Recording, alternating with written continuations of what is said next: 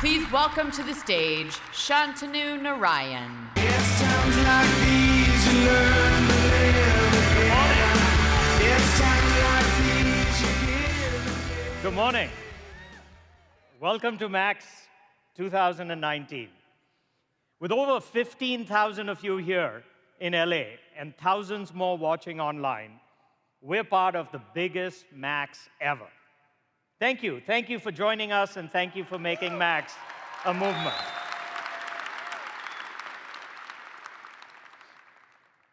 MAX is the opportunity for us to connect as a community, to celebrate innovation, to be inspired by each other's ideas, and to take creativity to the next level. It's about creating the future, and it's also about celebrating where we've been. We recently celebrated the 20th anniversary of InDesign. Yeah. While I love all our products, InDesign is particularly special to me because it's the first major product that I worked on when I joined Adobe over 20 years ago. Our vision was to build a new product with a flexible architecture to make it the design platform for an entire generation. And we succeeded in providing unprecedented control for layout, for typography, including a revolutionary vertical text layout engine codenamed Hotaka, made specifically for Japan. InDesign gave publishers and designers the freedom to create in ways that seemed impossible, and even today, it is a digital publishing powerhouse. Looking around the corner and delivering the best products to fill unmet needs, it was what we've always aimed to do. When we launched Creative Cloud, our vision was to completely reimagine the creative process, providing new capabilities continuously and enabling you to create wherever inspiration strikes. We've delivered thousands of updates to our flagship applications, launched new products like Adobe XD, and integrated services such as Adobe Stock, Photoshop brushes, as well as Adobe fonts. We've taken a radical new approach to delivering products across multiple devices. And Lightroom, a product designed by a photographer for photographers, is now a multi-surface system. We've reimagined the role of mobile devices in creativity and delivered products like Adobe Scan, which is truly intelligent PDF creation for the mobile era. And I'm always blown away when I see Fresco in action, making drawing and painting come to life on a tablet. Finally, the ability to draw with a stylus rather than a mouse. But we aren't resting on our laurels. Today is all about sharing with you the next generation of innovation that's coming from Adobe. Our mission is simple and powerful. We want to change the world through digital experiences. And it is this purpose that has guided everything that we do for over 3 decades. With Creative Cloud, we're unleashing creativity, giving anyone, anywhere, the tools to express themselves. With Adobe Document Cloud, we're accelerating document productivity, enabling people and organizations to collaborate and transact business with PDFs. And with Adobe Experience Cloud, we're powering digital businesses of all sizes, helping them design and deliver engaging customer experiences. All of Adobe's 22,000 employees have a singular focus on empowering everyone to create experiences that inspire, transform industries, and move the world forward. I truly believe that we're in the golden age of creativity. Storytelling has never been more rich, thanks to the innate desire to communicate and the power that we have today with digital technology. It is the foundation of arts, of culture. It's critical to education and entertainment, and it powers societal change as well as drives economic progress and breakthroughs. Because it doesn't matter if you're a designer, an engineer, a student, or a business owner. Creativity today is a fundamental skill. And at the core, creativity is actually all about making emotional connections. Digital literacy helps students see things in a whole new light. And educators in the US realized that students were struggling to connect to Shakespeare. So the Royal Shakespeare Company and 5 artists, including Octavia, one of our Adobe Creative residents, set out to change that. They're reimagining Shakespeare for the 21st century by transposing iconic scenes from Romeo and Juliet and Macbeth into the modern day, using photos, animation, and drawings, ensuring that the profound works of literature remain relevant and cherished by the next generation. Creativity today is education. Film connects us through powerful stories that transcend time, place, and culture. The Sky is Pink, directed by Shonali Bose, is one such story. Based on a true story, this beautiful and bittersweet epic tells the tale of a devoted couple seen through the eyes of their teenage daughter with pulmonary fibrosis. The Sky is Pink unites us in universal truths about life, love, and loss. Creativity today is entertainment. The power of imaging drives us to discover new frontiers. We have scientists and astronauts at NASA using Photoshop and Lightroom to translate grayscale data into images that allow our human eye to see the wonders of the universe. And Christina Cook, who was part of NASA's first ever all-female spacewalk, is helping us experience space and inspiring a new generation of creators and astronauts within our atmosphere and beyond. Photoshop truly is everywhere, even in outer space. And creativity today is exploration. The impact of design, though, extends far beyond aesthetics. It can change lives. Limitless Solutions is a nonprofit that brings together students from the design and engineering departments at the University of Central Florida to create custom bionic arms. These aren't generic prosthetics. They're works of art customized to each child's personality through designs like Iron Man and floral blooms that are made to make the kids feel like superheroes. Limitless unites art and science to address a real-world need, adding a bit of joy and beauty to the process. Creativity is definitely empowering. The common theme in all these stories for us is amazing things happen at the intersection of imagination and technology.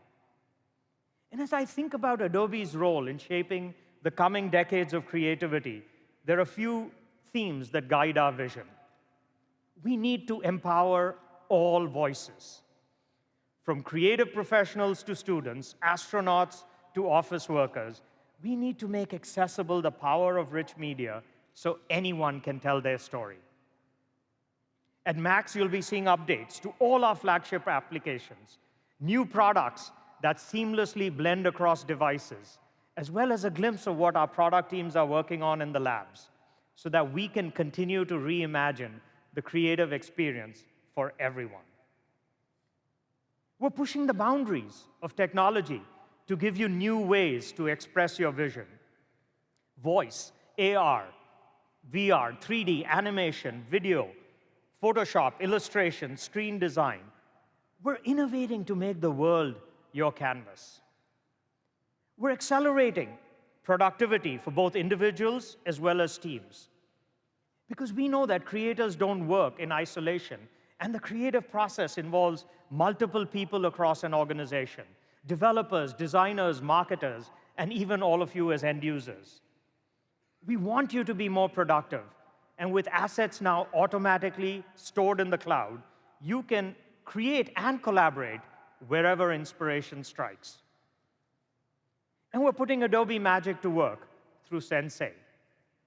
We're harnessing the power of hundreds of millions of assets that you're creating through our applications and learning from the millions of users who use our product every day to power our machine learning and artificial intelligence, helping you work faster and streamline your process more than ever before. AI is fundamentally transforming computing in powerful ways, and we see its potential to amplify human creativity, not replace it. As a company, we're also guided by our core principles of responsibility, transparency, and accountability to enable the thoughtful deployment of this technology in our products and understand the impact that they have on society. But more than technology, the real reason for this gathering is our commitment to the movement. To me, one of the really beautiful things about Creative Cloud is that it has enabled us to have an ongoing relationship with all of you. And it's your engagement and passion that's helped shape our product vision. Your participation is invaluable to this product innovation, so thank you. And it's cool to see how each one of you is also teaching and inspiring other people through your active engagement on Behance, which is now a community of over 18 million members and growing. All of you continue to inspire us through your ingenuity, through your imagination. And so we put together our own small tribute to celebrate this community that we all belong in. Can we roll the video, please? We'll begin with a spin, traveling in the world of my creation. What we'll see will defy explanation. If you want to view paradise, simply look around and view it. Anything you want to do it. Want to change the world. There's nothing to it. There is no life I know to compare with pure imagination. Living there, you'll be free if you truly wish to be.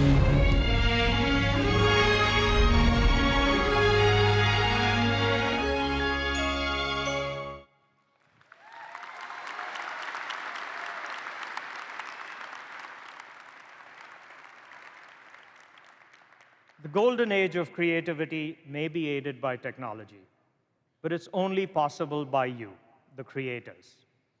You have vision. You dream big. And we're privileged to be part of what you do. Thank you for being here at Max, being part of our family, and inspiring us to do our best work. We can create a place that's more beautiful, more colorful, and together we can change the world. And now I'd like to welcome our Chief Product Officer, Scott Belsky. Enjoy Max.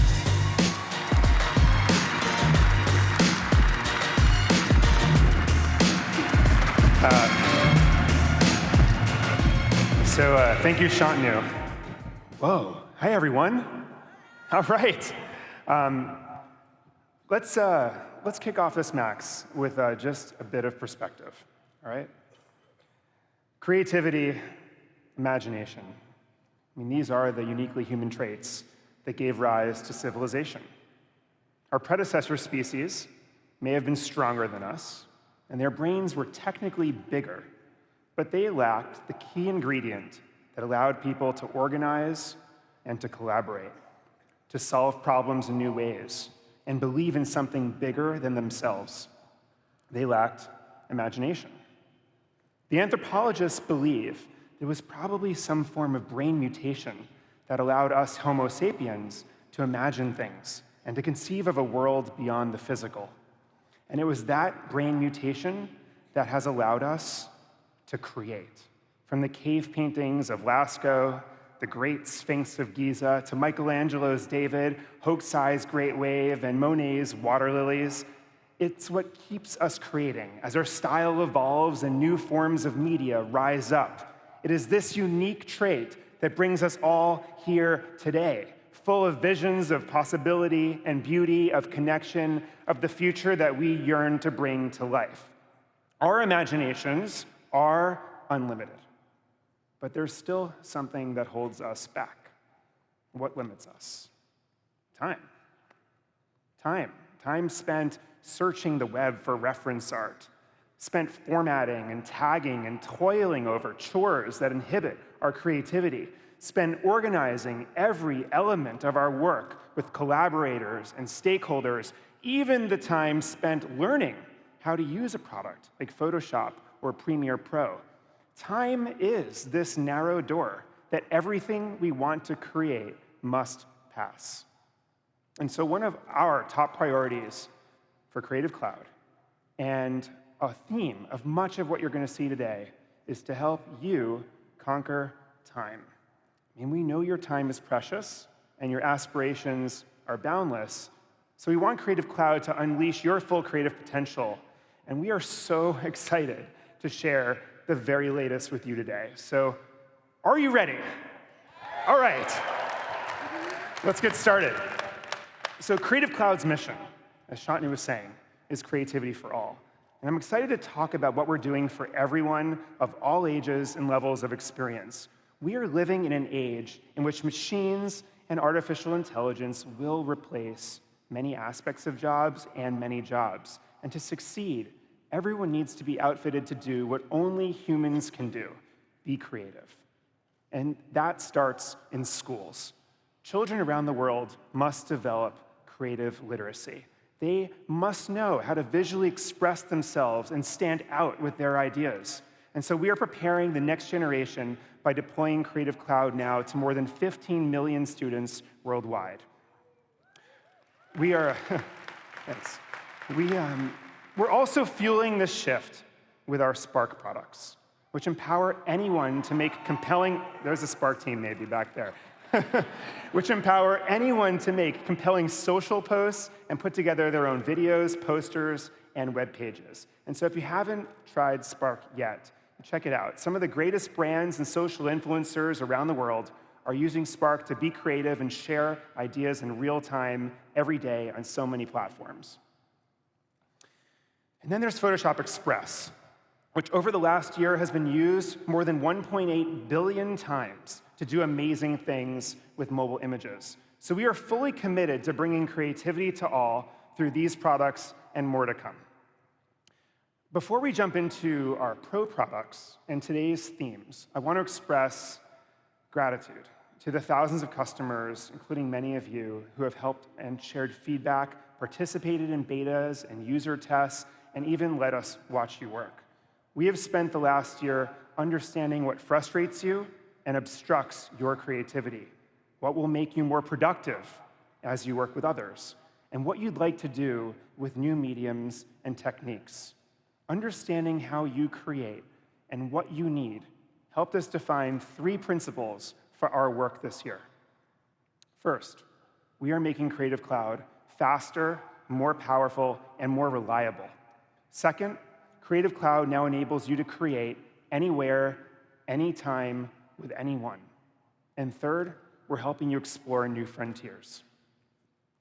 So let's start with this first principle, all about performance, which prompts the question: what should you expect from modern tools and services that you use to create? They should start up fast, make your work easier, and be super reliable.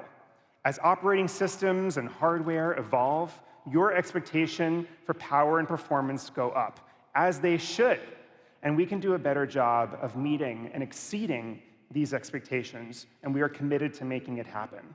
Under the hood, we are fundamentally improving how we build products.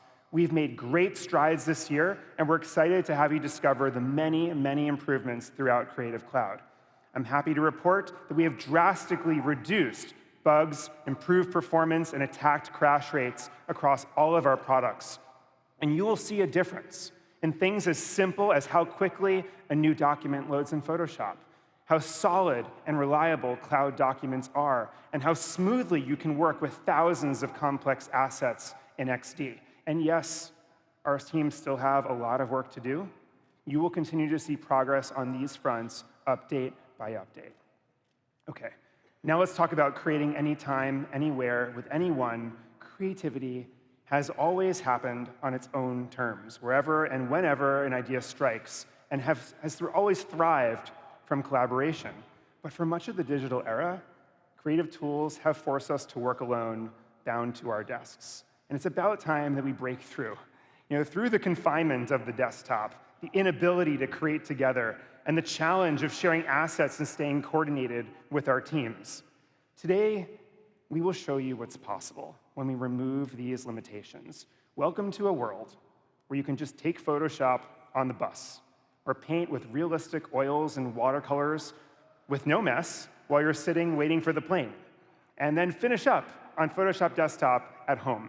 And spoiler alert, we are going to give you the first glimpse ever at how we will extend another one of our most popular apps beyond the desktop. We are also going to share some significant updates today to how you collaborate more efficiently. The new Creative Cloud libraries and the design system technology in Adobe XD help you conquer time in more ways than ever before. They make it easy to share assets and components to ensure consistency, and they empower creative teams to work together seamlessly. Finally, let's talk about exploring new frontiers. One of the most exciting new frontiers in creativity is 3D and immersive creation. And whether it's for mediums like virtual and augmented reality, or designing 3D objects for games or modern e-commerce experiences, Creative Cloud now offers the very best tools to bring your ideas into the third dimension. This year, we welcomed the Substance Suite, often referred to as the Photoshop of 3D, into the Adobe family. And we're launching the first version of Adobe Aero today, which helps you create augmented reality projects using tools you already know, like Photoshop and Dimension. But pushing frontiers isn't just about adopting new tools and creating for new mediums. It's also about pushing yourself out of your comfort zone and developing new creative skills. What's the best way to take your skills to the next level or to learn something entirely new? Ultimately, it's actually looking over an expert's shoulder and watching them create. And so we're enabling that kind of learning on a massive scale in Creative Cloud with new features like step-by-step tutorials from master photographers in Lightroom, and we're helping you learn on Behance. Nearly 1 million people viewed live-streamed content on Behance this year, watching on average more than an hour in each session. And next year, we're going to give you the ability to live stream your work directly from your tools, just the same way that the best gamers do using Twitch, so that everyone can learn from you and you can learn from others. And hey, it's not just about learning. I mean, isn't it mesmerizing to watch an artist at work and understand why that happy little tree gets placed there? Well, that's part of the future as well. I could not resist paying homage to Bob Ross, so thanks for indulging me. All right. OK, so you're about to see a lot of improvements to our flagship applications, but Creative Cloud isn't just about the tools. Just as important are all of the services that tie those tools together. So we have made incredible updates to Creative Cloud libraries and the new Creative Cloud desktop app that will make your work so much easier. And I'm going to show you this for myself. So here we are. This is actually the new Creative Cloud desktop application that some of you may have discovered and some of you may have not. And this is really the central place for everything creative. So you can see all of my desktop apps here, but also the mobile apps, web apps, everything are now accessible in one place. I also love the new categories. So this is actually a way for you to find the right tool for you at every level of expertise across every category covered by Creative Cloud. And then these new product pages are essentially micro communities for every single product in Creative Cloud. So I can jump into Photoshop, and then I have just tons of courses, resources, inspiration content, but also links to the forums and top topics and everything else. So don't miss just the way of navigating apps now in Creative Cloud Desktop. Of course, the resource links to services like Stock, Fonts, Behance, everything is all here as well. I also kind of like the new search in Creative Cloud Desktop. So this actually allows you to find obviously everything right at your fingertips for every search term. And of course, apps, help, content, and everything related to what you're searching. But also all the stock content that you might need based on a search query now can just be accessed here. And then your work. So this is really cool. Creative Cloud Library is now in almost every application across Creative Cloud. And then now everything from all of your libraries that are shared with you or that you made yourself are all searchable and filterable all from one place in the Creative Cloud Desktop application. Jumping into this new section, your work, I mean, you can see what we're doing here. So this is the Creative Cloud library for Adobe Max 2019. You can see all the graphics, character styles, brushes. I mean, everything that goes into making a conference like this is all aggregated into one place. And of course, I can share this library with anyone. So libraries are super easy to manage. You can drag and drop now. You can really manage libraries centrally, easier than ever before. But you can also now follow public libraries. This is really cool. This is a ways for companies, brands, manufacturers of operating systems to have source of truth libraries that anyone can follow along. So Google Material Design, you actually can see I already synced that one. And, here I have it as well. So it's just a great, again, central way to manage everything creative. The last cool thing I'll just show you is that we are also bringing libraries to third-party apps. And so here I'm in PowerPoint, and you can see here's Creative Cloud. And then finally, I can keep all those folks across teams in sync with library integration in the third-party apps. Pretty cool. So that's the all-new Creative Cloud desktop app. It's on desktop. It's also mobile, and it's available now. And this is just the start. The team has ambitious plans for this app to help you work with others, manage your assets centrally, and more. When you take a step back and consider the breadth of apps that are now linked through Creative Cloud, it's clear that no other service makes creativity so connected. OK, so we have a lot of amazing stuff to share with you today. So let's dive right in. Please welcome Terry White, who's going to show you some of the most requested. He has some fans out there. That's great. Some requested new features we've added to our products. Really major improvements I know you'll love, and how we're using Adobe Sensei, the artificial intelligence engine behind a lot of what we do to help you create more in record time. Terry. Thanks, Scott.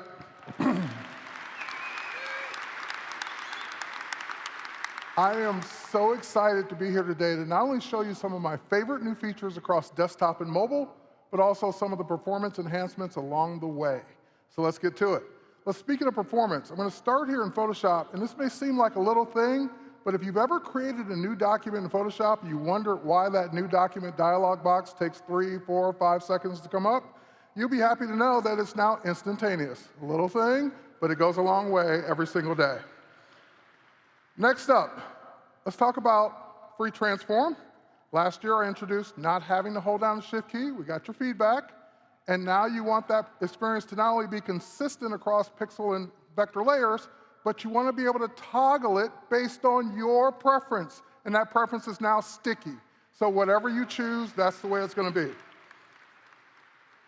So let's go into Warp, one of my favorite new capabilities. Now, I switched to Warp. I didn't get the standard 3x3 grid because I can go from 3x3 all the way up to 5x5. And if that's not enough, I can click to add my own custom points wherever I need them along the way, and I get the ability to hold down the Shift key and select multiple points at the same time so that I can transform this flower to make it a little wider and a little taller, just like that.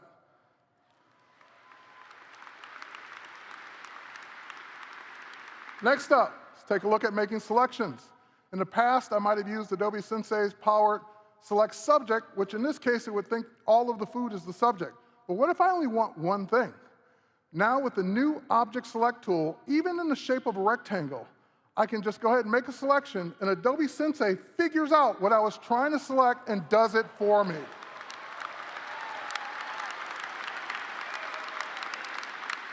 Even if I come down to a pepper and do that, it figures out that I wanted the pepper and makes that selection for me. Now, wait, what if it's more intricate? The tool can be switched from a rectangle to a lasso, so that even if I go around one of the zucchini, and I'm using a mouse to do this, so this won't be pretty, I go around it, and Adobe Sensei figures out that I only wanted the one and does it for me. Selections will never be the same going forward. But wait, why do we make selections in the first place? We typically make selections so that we can take the object off the background or remove the background. Well, what if Adobe Sensei could do that all in one step for you? What if it could figure out what the subject is and remove it from the background in one click with one new button here in the Properties panel called Remove Background, just like that.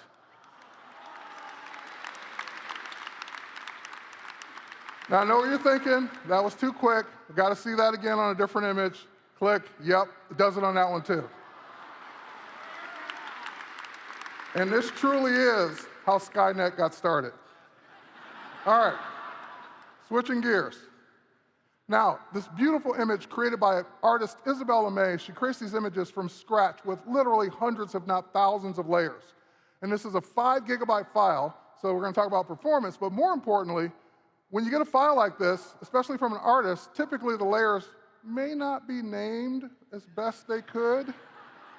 So in this case, I've got a lot of background copies here, but that's okay. I need to know what's on a layer, so now with the new zoom to layer capability, I can hold down my Option key and just click, and it will zoom to that layer and show me what's on it. I can isolate it and then name that layer, and let's do that one more time. Zoom to layer, isolate the layer, see what's on it, and know exactly what's on my layers going forward with extreme performance now in Photoshop. Now I'm going to switch gears. We're going to switch over to Illustrator. Illustrator's all about vectors. And of course, in this version, it's all about performance as well. I've got literally thousands of vectors selected here. But wait, let's zoom out because that's going to take a minute, right? Nope, instantaneous. Zooming with thousands of vectors in Illustrator GPU performance is amazing. I love it. Now, what about drawing those paths? Now again, I mentioned that I don't have my Wacom stylus here, I'm just using a mouse, so this is not gonna be great. I'll do the best I can. Too many points. Well, with a new improved simplify path, I can go to path, simplify, and it figures out, hey, we don't need that many points for that path. Let's take it from 28 down to 4 without changing the shape, just like that. So you'll love those improvements on simplify path in Illustrator. Now, switching gears to InDesign. InDesign gets a speed boost. It now launches 25% faster than the previous version. But the problem we're going to solve today is the client doesn't like that image.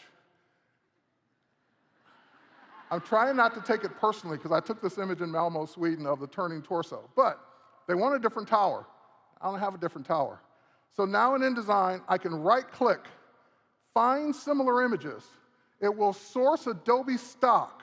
Go out and look for images like this, show me tower images, I see the one I want, I just drag it over, I can replace that one with this one, and if it's too big, I can select it and use the new or improved content-aware fit to fit it down. Now, if they do like that one, I can even license this image right on the canvas without having to go back to the library and figure out where I got it from. All right, now speaking of images, thank you. Speaking of images, as a photographer, I love Lightroom. I use Lightroom every single day. And I've got Lightroom here running on an Android device. And what's new in Lightroom that I love now, both on mobile and desktop, are new interactive tutorials. And you might think, oh, tutorials, it's another video. No. If I tap on this tutorial by Randy, and start the tutorial, the first thing it does is it downloads the image into my device so I can continue working. It then walks me through step by step the steps that Randy took to get this, and that little guide is showing me what sliders to move. If I move the slider and I go a different way, it's okay, I can experiment with what that slider does to see what clarity does, but then I can go ahead and lock it in on the one I'm supposed to. Then I go to the next tab. For lighting, I can see what exposure does, and then still come back to where I'm supposed to in this tutorial.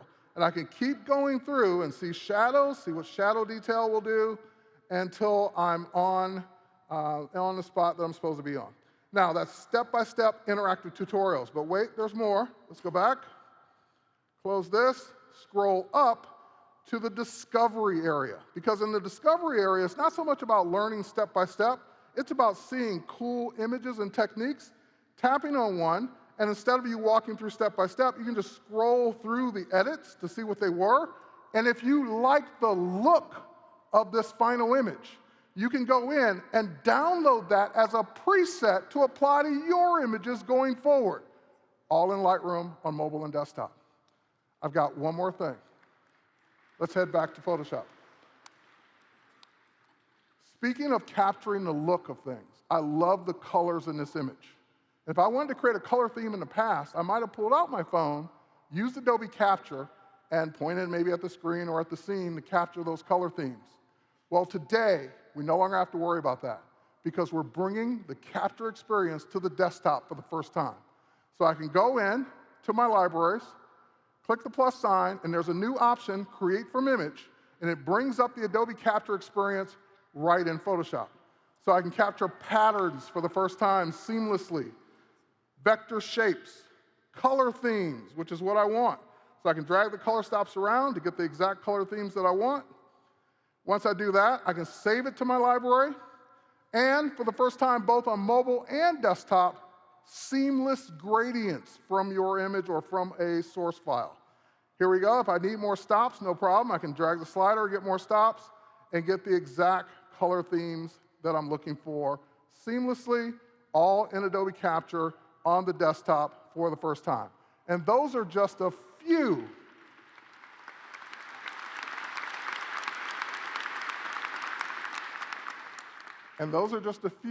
of my favorite things on the desktop and mobile, as well as performance enhancements. Back to you, Scott. Thank you. All right, thank you, Terry. So those are just some of the new features and improvements hitting our flagship products today. So as you can see, there are a lot more. And a lot of these are the result of your feedback. So thanks again for your input this year. Please keep it coming. Now, Terry mentioned Stock during his demo. Stock now offers a grand total of over 180 million assets, including 13 million videos, 32 million vector assets, motion graphics, illustrations, everything you need to start building a great project. It's just growing, so be sure to check out the latest in Stock. Okay, shifting gears. It was just about 30 years ago that we launched Photoshop. You remember? Who remembers the first time they used Photoshop? All right. I was 13, setting up a new computer at my parents' dining room table. Opening up Photoshop gave me this feeling of infinite possibilities. And over the decade, Photoshop has changed creativity more than any other application in the world. Last year, we shared a preview of Photoshop on the iPad. The project required us to reimagine Photoshop from the ground up. We transformed the interface for a mobile, touch-based world. We made the power of Photoshop more accessible and easier to learn. And we developed a new way to work with PSDs in the cloud, just as we've done with Lightroom and XD files, so that your projects show up across devices and you can pick up right where you left off. And when we shared the application with our pre-release community, one benefit people mentioned often was a sensation of being so close to your pixels, the physical connection you get when you're holding your work in your hand and making changes naturally. And so we are super excited to extend the Photoshop family to the iPad today.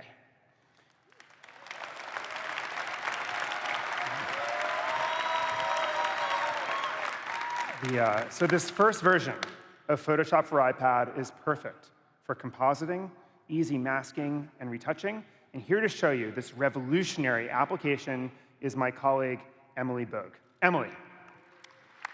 Thank you, Scott. Good morning. What an unreal honor to be here launching the very first version of Photoshop right here on the iPad. Let's jump right into a quick overview. So the first thing you'll notice is the experience is intuitive. On the left, I have my core Photoshop compositing tools. On the right, I have easy access to my layers, all those things I want to do with them, and my properties panel with different options depending on my layer type. So it's intuitive, it's so easy to just get started, and we've really focused on optimizing the experience for the iPad with new features like this focused layers view, which lets me keep my eyes on the canvas as I'm jumping in and out of groups and going about my work, and optimizations specifically for the touch environment. So always interacting with gestures wherever possible, like here in the header where I can just scrub to zoom in and out. We've even added a brand new touch shortcut. You can see it here, fully draggable around the screen. This gives me quick access to secondary actions depending on where I tap in the app when I hold it down with my thumb. So here in the Layers panel, for example, I can just tap to multi-select. And depending on what tool I'm in, like here in Move, where I can just swipe to duplicate. Really gives me these touch acceleration points that make working on the iPad quick and easy. So it's intuitive, it's optimized, but we know none of that matters if performance isn't fast, because when you're working in Photoshop, sometimes you can have hundreds, thousands of layers in the blink of an eye, huge files, and this is just one such PSD. I began it on the desktop. It's over a gigabyte. It's got more than 500 layers, but performance stays smooth as I scroll through them all, and even as I zoom down into that very last pixel and bounce all the way back out. So, thank you. It's intuitive, it's optimized, it's fast, and most importantly, it's just a ton of fun to play with. So let's get started making something. And where better to begin than by making something totally new, all right here on the iPad. So as I jump into creating a new document, you'll see that familiar screen, all those presets you know from the desktop. In this case, I have a custom one ready to go. Really easy to just get started. And I'll bring in a few images from my background from those same libraries Scott and Terry have been talking about. It's where I keep all my inspiration, my assets, like this moss, which is that texture I love, but you can see, that bright sky is not exactly the look I'm going for here. And just like on desktop, I have those tools I need to start my selection, like lasso. And you'll see here as I complete my selection, on the iPad, we've really optimized that experience for the touch environment with that bottom bar. Surfaces those things I want to do next, like mask. And here in the Layers panel, you'll see when it's added, I'm dropped right into it so I can just start brushing to smooth out those edges and get a really nice blend going between my layers here. Let's bring all this together a little bit more using Gaussian blur. Now, this is one of the most popular filters in Photoshop, really powerful for creating this depth of field effect. And we'll just unify the composition through color using global adjustment layers. Really powerful. These work just like they do in desktop. You can see as I tweak the color here, I can get just that tone I want, and I can go back and edit this at any time here on the desktop today or next year. Great. So my background is ready. Now let's add a magical element, really make this composition pop. And back here in my libraries, I have this mushroom I've been wanting to use. You can see as I start this selection with my quick select tool, it's the style I love, kind of a video game toadstool, but it's going to need a little work to really pop in this composition. And as I extend that selection using the lasso, something I really love about using the iPad and the Apple Pencil is that this actually feels really natural, even on stage in front of 20,000 people. It's just like tracing. Actually breathes new life into this tool, which cannot always be the most fun to use with a mouse. There we go. Again, I'm right in that mask, so I can just soften it using Gaussian blur, and then clean up those edges, taking full advantage of all that pressure sensitivity of the Apple Pencil. Really natural, gets that mushroom right where I want it. OK, so now let's add that pop of magic I was talking about, right? And here in the Layers Properties panel, we've made it really easy to add clipped adjustment layers. Now, this is something people want to do all the time, even if they don't know about clipping, and that's change a property of just one layer. So as I add QSAT here, you can see, I'll bring up the saturation, only that mushroom is starting to glow. And again, that mask is added for me, so I can just start brushing to bring down where I've blown it out in the cap. That is the precision I expect from Photoshop. Cool. So I've got this lighting effect coming together. Let's really heighten that by playing with blend modes. And here I've got those blend modes I want, like overlay, which is my favorite for this type of work with glowing light. It's really easy to just grab a color, brighten it up a little bit, and as I start brushing here, again, full pressure sensitivity of the Apple Pencil, you can see immediately that mushroom is starting to glow. Really looks like the cap's illuminated. And then I can just go back in, add a little highlight anywhere I think it hits the rest of the image. And now that I'm thinking about that play between the glowing mushroom and the moss below, let's bring that even further with one more clipped layer. I can bring down that exposure and then just start painting on that mask to show a little light from that original layer beneath. Such a subtle effect. Really feels like I'm painting with light here. Cool. So I've blended my elements together. I've created this dramatic play between light and dark. Now, let's just top it off with a little fun. Back here in my libraries, I have some sparkle in the form of these fireflies. This is another great place to use my blend modes, like screen. Makes it really easy to just bring only the light into the image, saves me so much time, and then I can just create one more level of depth using Gaussian blur. There we go. In just a few minutes, I've gone from a totally blank canvas to this magical, completely non-destructively created composition, all in Photoshop and all right here on the iPad. Thank you.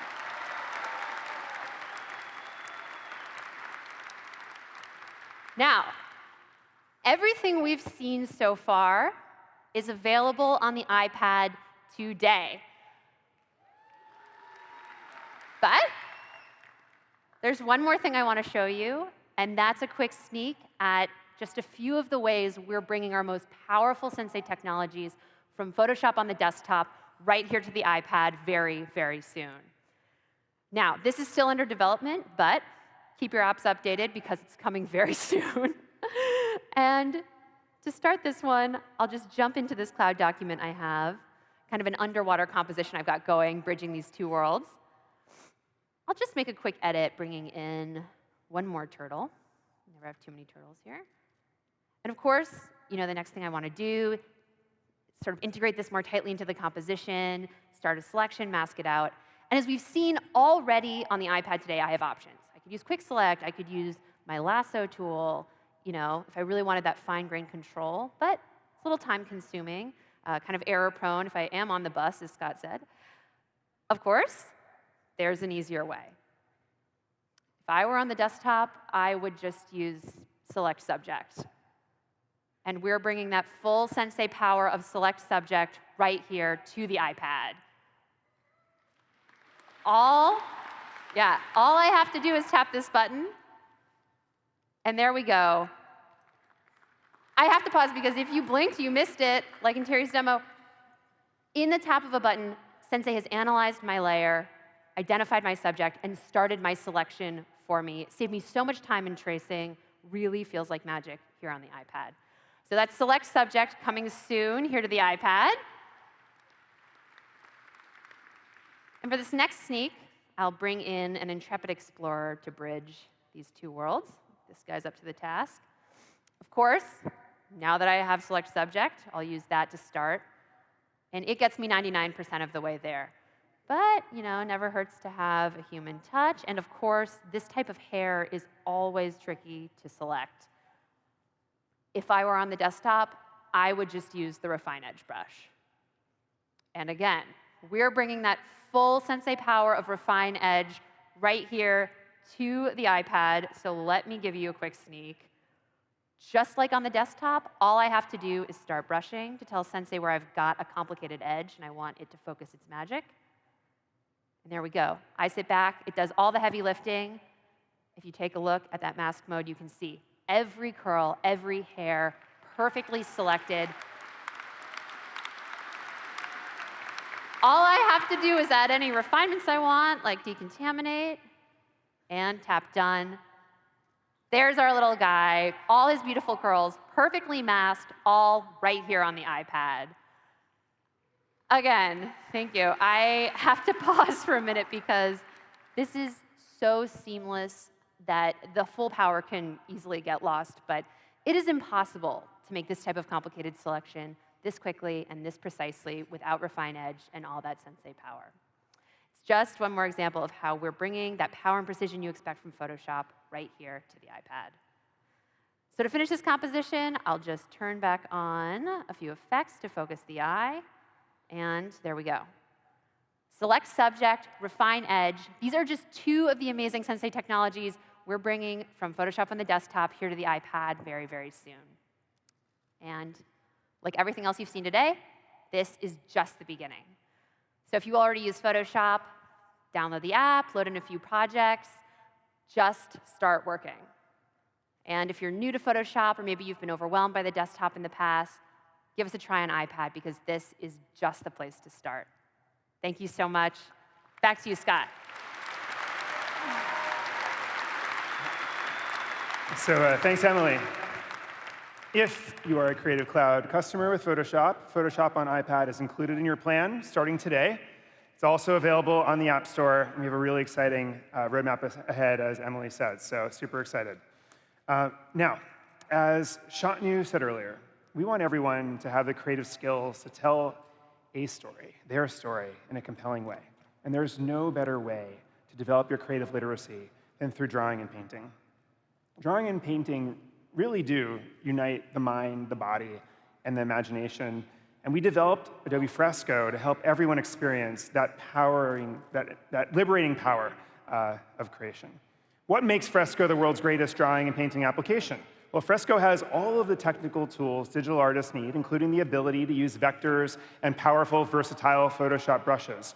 But what really sets Fresco apart are the live brushes. Adobe scientists spent years studying real oil and watercolor paints. Fresco's live brushes reproduce those media more accurately and realistically than any other application out there, making the experience of painting and drawing in Fresco natural and expressive. Here to show you what you can do with Fresco is the one and only Kyle Webster. Kyle. Hello. Okay, thank you, Scott. How's my hair? Good?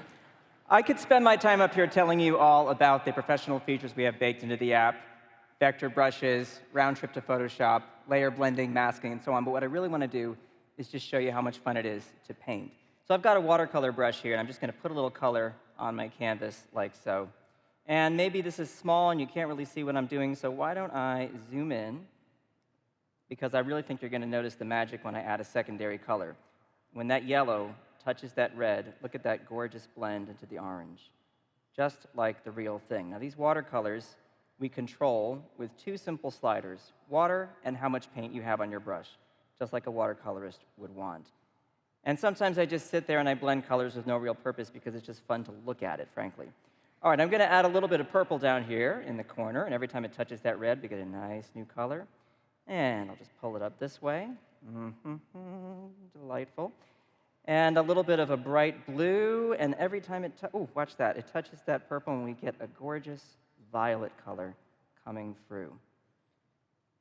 This is so fun to blend these colors in such a naturalistic way. And if I want them to be wetter, I just crank up the water, and I get a lot of nice bleeding effects like that. Maybe some of you have figured out what I'm painting here. Maybe not, but maybe it'll be obvious the moment I add that. Okay, this is a toucan, one of my favorite birds, one of my kids' favorite birds. And what I love about toucan is it rhymes with you can. And I know that you can create beautiful art with this app because really it's as simple as just picking up a brush and going for it. So we'll add a little green there. If I want to go back to that yellow I used earlier, it's so easy because I have a color history panel right here waiting for me. So I never have to worry about, oh, what was that color I was using earlier? It's already there, no problemo. All right, sometimes I need a little bit of a detail. And for detail, I need a detail brush, and I've got a detail brush right here. And I'm going to use a darker color, and you'll notice that I'm able to bring that brush to a very fine point, just like that. And this is because this brush will respond to that pressure sensitivity. So more pressure, wider mark, less pressure, less so. Let's give him a little eyeball. It's important for him to be able to see his environment. Very nice. Here's something I couldn't do in the real world, which is pick up an eraser and just start wiping away some watercolor. Put a highlight right there, a little highlight in the eye. Couldn't be simpler. I'm going to go now to my wash brush and just bring some of that color down. And then I'm going to do something really fun, which is paint with pure water. Now with Fresco, all you have to do is select your color wheel. At the bottom right corner, you'll notice we have a transparent circle. The moment I select that, and then use a nice soft wash brush, all I'm doing is adding water to the canvas. So look at how that all blends together. Beautiful. I'm not adding paint, I'm just painting with water. So I think our little guy looks pretty happy, but he needs a place to live. And I'll tell you something else I like about working in a digital environment. I can take anything I've made, I can enlarge it, I can rotate it, I can reposition it on the canvas, like so. Can't do that with paper. Sorry, paper, I love you, but let's get serious here. All right, now you know I love Photoshop brushes, and I've got some of my favorite Photoshop brushes saved right here. And I'm going to use a foliage brush. Now, a foliage brush means, literally, I'm going to paint foliage with a couple of taps like that. It's almost like cheating, but that's okay. We'll use a little lighter color on top for some highlight, and then I'll grab a leafy line brush, paint some leaves. Look at that. Very nice. And another leafy line brush, why not, since we've got it. Go over there. Select a slightly lighter color, maybe. I'm just having fun. This is the whole point. And I love spatter. Nothing's ever done without spatter, so we've got to throw some spatter on top of everything. Why? Because I said so. There we go. Spatter. Let's do some yellow spatter. How pretty is that? Now here's something cool. I go back to my watercolor brush, and when I paint over what I've just done with Photoshop brushes, mind you, everything gets wet again. See that? So these areas that I'm painting are picking up all the color that was just put down with the Photoshop brush, but since I'm using a watercolor brush, it's going to make it wet. And that gives you a whole other range of possibilities for your painting. I think we need a little more spatter, don't you? There we go. OK, great. Now, let's take him and move him over here, blow him up a little bit. And next, I'm going to dry the paper. Simple as this. I say dry layer. And what this allows me to do now is if I go back to that detail brush I was using, I can paint on top of this, and it's going to still acknowledge that there's color underneath, and it's going to blend all that color. But the lines I'm painting, the shapes I'm painting, have a clear, crisp edge. So essentially, we give you 3 ways to use watercolor in fresco. You can use it wet into wet, wet on top of dry, or wet on top of paint that's still sitting on the paper. This is really, really powerful. So I think I'll add a little circle around the eye, like so. And there we have a happy toucan living in a happy forest, looking at his environment. And the thing about toucans is, like, are they ever unhappy? They must look in the mirror and say, oh, everything's good, right? All that bright color. That took me a couple of minutes. Watercolor, Photoshop brushes, boom, we've got a nice illustration. But I want to move on because I want to show you something with oils. For hundreds of years, artists have been using oils to create these rich, textured paintings with tons of depth. And I'm just going to zoom in here for a moment because what I really want you to see is the rich, textured, detailed surface of this painting as I pan around here. It looks like the real thing. And what gets really fun is when I start to take my brush and just push all that paint around. So I can blend a little bit with light pressure, or I can really dig in, and you can see the bristles actually pulling that paint. And over here, you'll notice there's a little bit of canvas texture coming through. Now that canvas comes through because I'm using light pressure and I'm just grazing the surface. All right, now if I select some color and then really dig in, look at that. Ooh, it all blends together. So much fun. Okay, now to finish off this painting, what I really think we need to do is give this farmer some more detail. So I'm going to jump out of full screen mode and select an oil painting detail brush. Got it right here. Since we have a sunny day, you can see the shadows are coming down from the trees there. What I want to do is add some sun to the brim of the hat and the top of the hat. And simple as doing this. A little bit of color. There we go. The lighter the pressure is that I use, the more it picks up the underlying color and blends it in. And I'm going to use a bright green to pop that collar out. Draw on the shoulder a little bit there and down the arm. The other shoulder, the forearm. Just like that, we're giving some form to this figure. And I think we need to get this leg to come forward. All I have to use is a lighter value of that deep, dark color. And if I do this, then we get the impression that that leg is bending and coming forward. And just like that, we have a painting that, honestly, if you were to print this out and hand it to somebody, it looks like real oil paint. Except that now I can use undo and layers. So again, cheating, but in the best possible way, right? So folks, listen. Any artist can start with a thumbnail sketch in fresco and go all the way through to a final high-resolution piece of art and give it to their client. But what I love most about this app is it brings me back to that feeling I had as a kid, the pure joy of just creating something new through the act of drawing and painting. Thank you very much.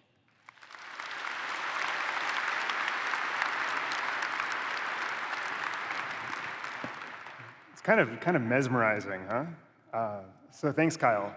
We shipped a new version of Fresco for iPad this morning with a ton of great new features, so hopefully you check it out. And today, we're very excited to launch versions of Fresco for select Windows and Surface devices and the Wacom mobile studios. Fresco is powerful and versatile enough for professionals, artists, and illustrators, but we want everyone to engage in the art of drawing. And so that's why we're offering Adobe Fresco as a free application with the option of upgrading for unlimited brushes and a few other premium features. And the premium version of Fresco is available in select Creative Cloud plans. Since we launched a few weeks ago, people have already created over 1 million drawings and paintings in the app. And since everything you create in Fresco is saved as a Photoshop Cloud document.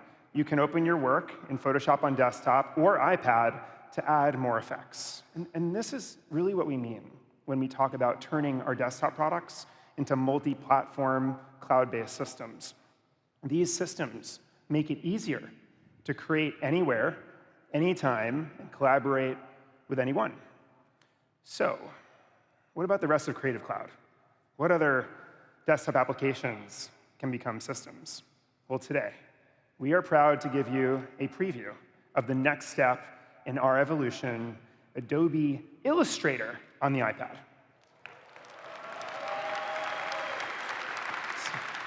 So this really is graphic design reimagined. You get all the precision and versatility of Illustrator, but designed for touch. You'll be able to open projects on the iPad and then finish on Illustrator on the desktop, and you'll have everything you need to build your project, share it with collaborators, and get quickly to a finished logo, graphic, or illustration. Re-engineering Illustrator for the iPad gave us a chance to also question our assumptions and really rethink the status quo. And I think you're going to see an Illustrator that's not just mobile, but a lot more intuitive and easier to use.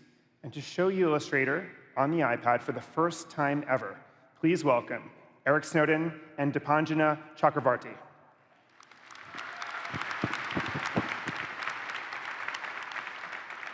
Great, thanks, Scott. So we're really excited to be here to show you Illustrator for the very first time. And similar to Photoshop and Adobe Fresco, Illustrator is part of a broader system. And using Cloud Documents, I can see everything that's been created on the desktop or the iPad all in the same place. And I'm going to open up this pretty complex drawing here on my iPad.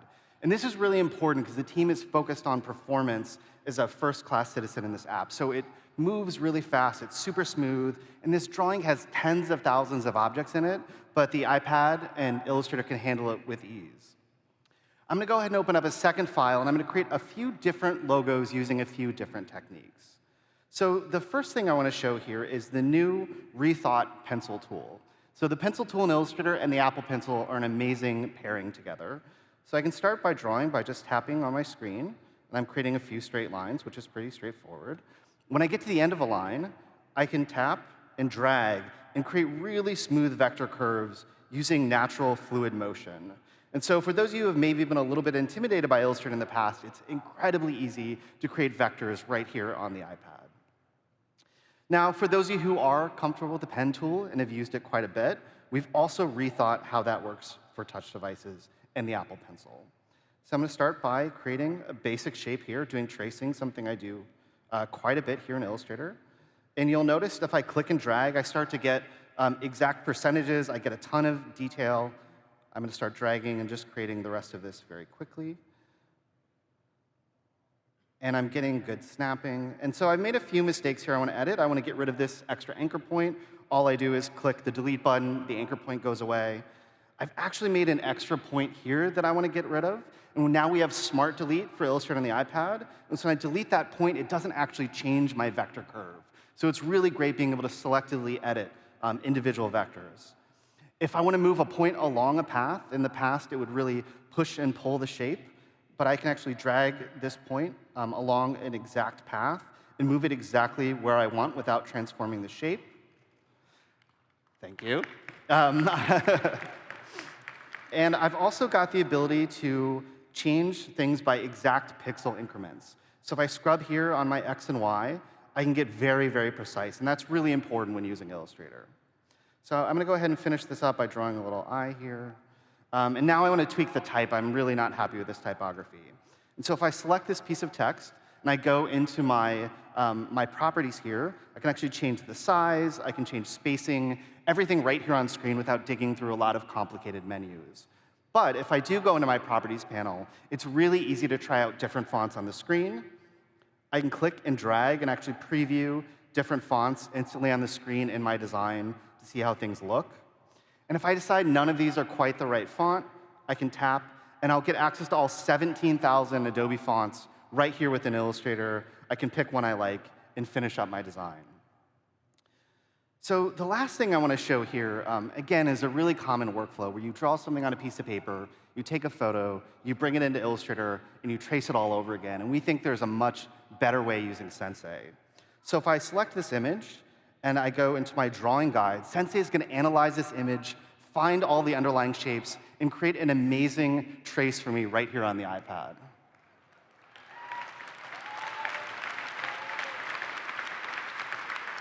And you'll notice, if I go in to edit this, I have very few points, but I have total control. So if I decide I want to change something that Sensei did, it helps me get started, but it doesn't take any of the control away from me. Now, that was a pretty simple example. What if I have a drawing that looks like this? It's on a rough background, there's a stain, it's actually not drawn very precisely. Sensei can still handle this image. And again, it's looking at all the underlying shapes and reconstructing all the vectors here for me, and creates an amazing tracing of this.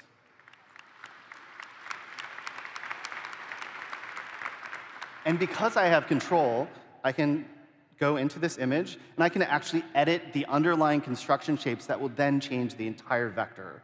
So if I end up changing the outside or these individual things, I get a ton of control, including all the points that I want. So just new ways of creating vectors right here on the iPad. So those are a few of the basic drawing and typography controls. I'm going to pass it off to Deepanjana to show some of the more expressive capabilities we're bringing to the iPad. Thanks, Eric. So let's take a look at some of these expressive capabilities. I'm going to talk about the first feature, symmetry. I've got this drawing right here, and it is fairly symmetric as the left and the right side are absolutely identical. And as is the problem with such drawings, the minute I edit one side, those edits don't get carried on to the other, and I have to repeat that process all over again. But with Illustrator on the iPad, we can simply use the symmetry mode. So I will go and delete this one half that I had initially flipped. And with the other half selected, I go right here and say symmetry. And you can see that it has mirrored and reflected one side for me. I will go in and edit some details now. I start by editing this path right here. And I move around this circle as well. All right, to finish up, I just draw the antenna on one side. OK. Now, to exit, I simply tap out. And now when I tap back in, it behaves like an ordinary object, which means that I can apply any transformations. And if I want to edit this a little bit further, all I have to do is just go right in. And it's always connected and always editable.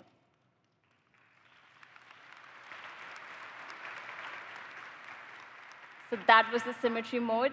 Let's move on to more new things.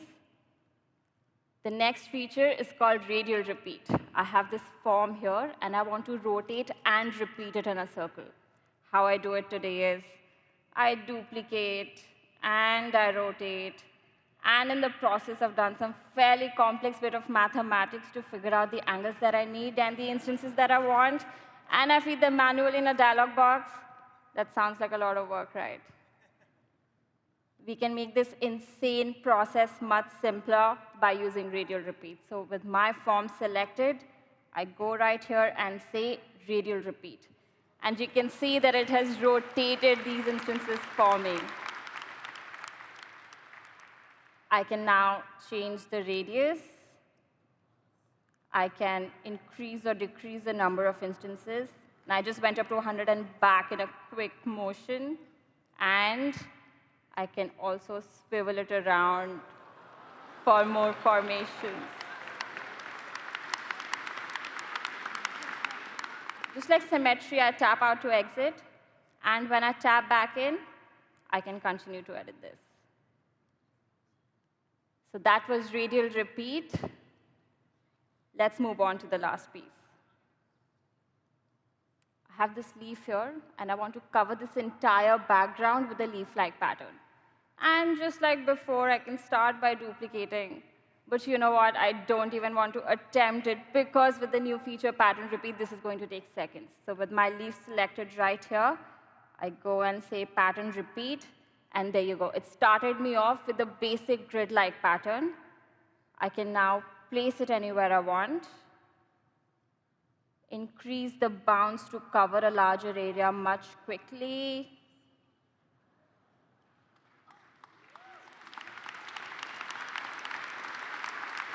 I can play with these on-canvas widgets to adjust the spacing. And it's starting to come together, but it looks a little bland, right? So I will go into the Properties panel to add a little flavor to this. I'll start by changing the grid type to a drop type of grid right here. All right, I tweak it further. I go on columns and do a flip Y, do the same to the rows. All right, now,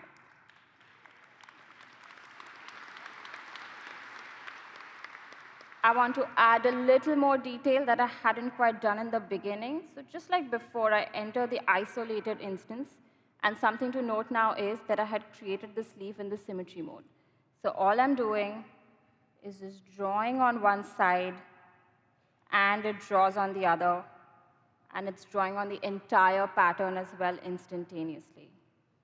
Now, I will finish up by drawing a little more detail. Oops.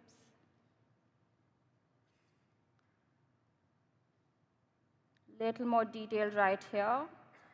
And there you go.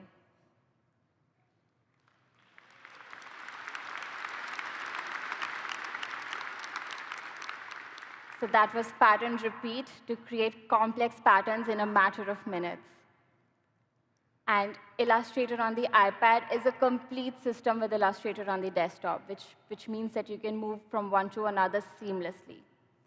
And this was just a few of the features for Illustrator on the iPad today. We can't wait to see what you guys make with it.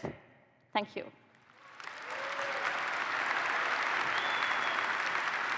So thank you, Deepanjana and Eric. So we are looking forward to bringing Illustrator to the iPad in 2020, and we're all really excited about it. So shifting gears, let's talk a little bit about experience design. The past few years feel like a never-ending conversation about how important design is, how it's a competitive advantage at modern companies, and how designers should be at the center of product development. And so I'd like to welcome a person with whom I talk a lot about this, Adobe's Vice President of Design, Jamie Myrold.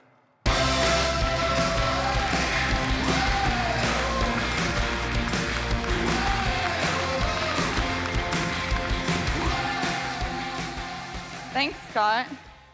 Good morning, everyone. Wow. Before I start, I just have to say, what about Illustrator on the iPad? Is that amazing? Every time I see it. Anyway, I'm so happy to be here today to talk about experience design. Why? Because my team, I head up the global experience design team here at Adobe, and the mission of my team is to design product experiences that amplify the world's ability to create and communicate. And here is that amazing team. So when I joined Adobe way back in 2004, 15 years ago, we were working on Creative Suite 2 at the time. And our product development process was about 2 years, which by today's standards is extremely long.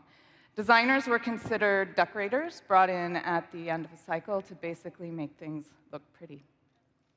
Today, design is central to any company running an experience-led business. Design organizations are what I call full stack, with superpowers across design operations, content strategy, user research, prototyping, and of course, UX design. And the work that we do has fundamentally changed. We now design for multiple surfaces, devices, and platforms with inputs such as touch, voice, and even body movement. We have an intelligent digital canvas that goes well beyond the screen, opening the door to imagine new immersive and augmented realities. And data plays a critical role in all of the design decisions that we make. So now, today, my team designs more than 50 products and services in collaboration with hundreds of cross-functional teams spread all around the world. It is a super complex matrix, and most of you in this room use several of our products to get your work done every day. And we use those very same products to design those products, which is kind of meta, and also a great honor. So we use XD to design XD. We use XD to design Photoshop, Illustrator, and InDesign. All products shown on stage today have been designed using Adobe products by designers at Adobe. So one of the biggest challenges that we have is to design a unified experience across our entire product portfolio. And the complexity of this is overwhelming at first glance. So if we take a simple example, such as a button, there are nearly 1,100 variations of this component across the multiple surfaces, platforms, color themes, and frameworks we design for. And this is just one tiny little example out of thousands. So the best way for any of us to address this type of complexity, this type of challenge, is, of course, with a design system. So at Adobe, our design system is called Spectrum. And Spectrum gives us all of the guidelines, tools, and shared experience language to work with. And building out Spectrum has definitely been a labor of love for my team and a multi-year journey. And we have learned a ton along the way. And everything that we've learned is helping us to make XD the best tool to help you build your own design system. Which is why I am super happy and excited to share that Spectrum is now out in the wild and publicly available as a best practice guide for building your own design system, and also as a great tool for our external developer community to use the very same building blocks that our internal teams use. So this is super amazing and awesome. So check it out. So we use XD to build and also use Spectrum, which has been a force multiplier for design and engineering. Having access to all of the approved UI kits, fonts, and icons right within XD means we design faster, iterate more quickly, and share our prototypes to get feedback early and often with our stakeholders, including Scott and, of course, Shantanu, too. And you can believe me, we get a ton of feedback. OK, so the XD team has been heads down, focusing on some amazing new enhancements for both design systems and collaboration. And to see just how amazing, here's Koi Vin to show you. Koi? Thanks, Jamie. That's my boss.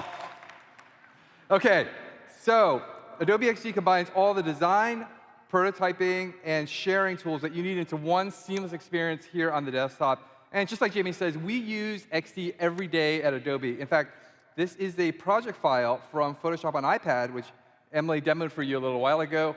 We designed it all from scratch right here in XD, as you can see, using our Spectrum design system, loaded up, fired up, ready to go right here in my assets panel. So XD is really critical to the way we work at Adobe.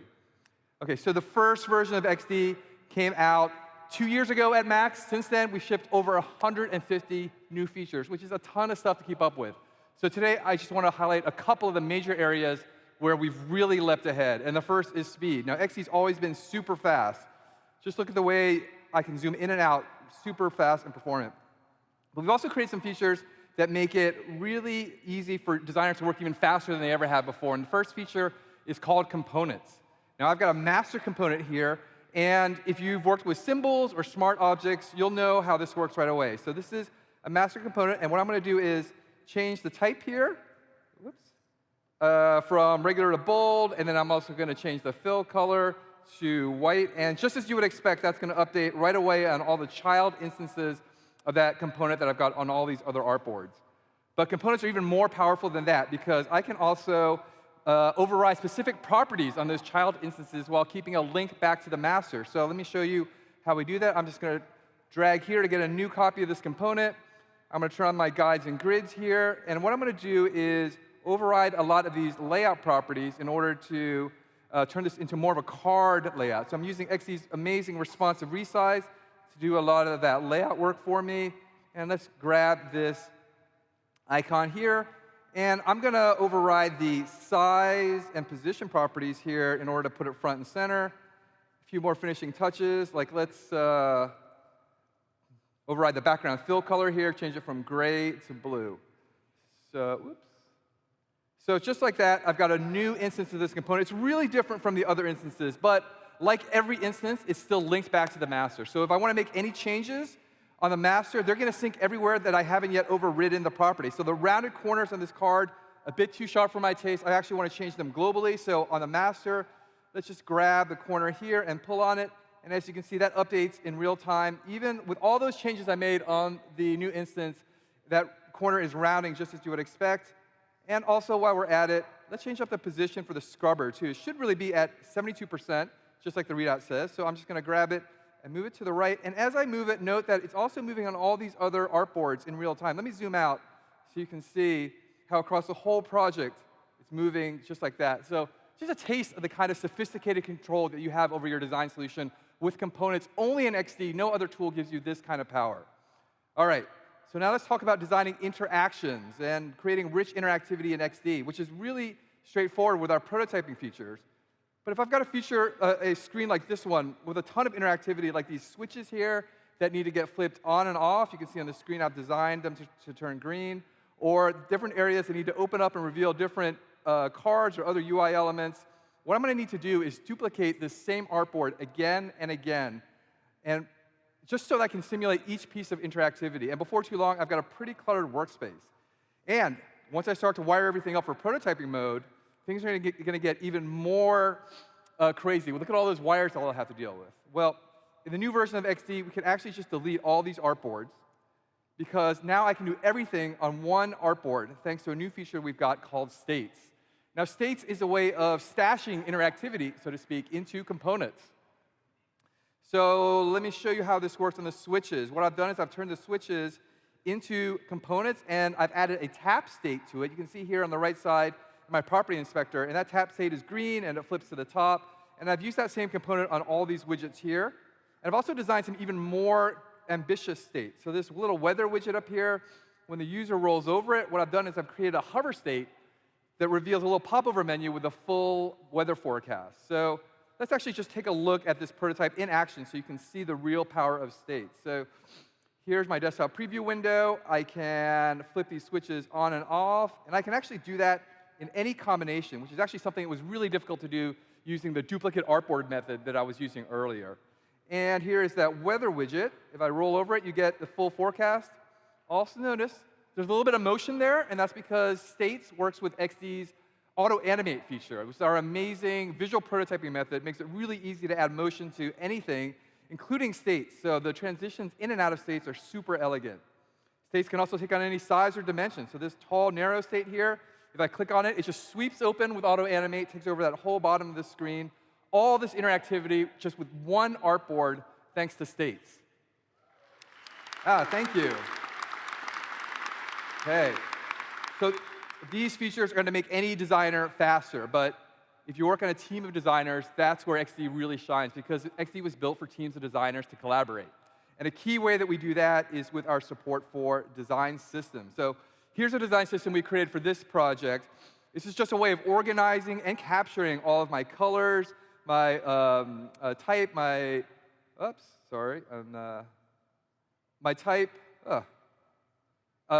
buttons, everything that I need to keep my whole design team working from a single source of truth. And in XD, our design systems are stored in the cloud. And that means that I can access them from work or from home. It also means that my whole team can get to this one single same design systems document. You can see here's a list of everybody who has access to the document. They can edit it at any time. And we can be sure we're not going to overwrite one another's work, because as a cloud document, this design system comes with automatic versioning built right in. So you can see here, this menu shows a long list of the revisions that we made to this one document over time. If I want to save any of them, I can just click on this little bookmark. I'm just going to say Max Demo.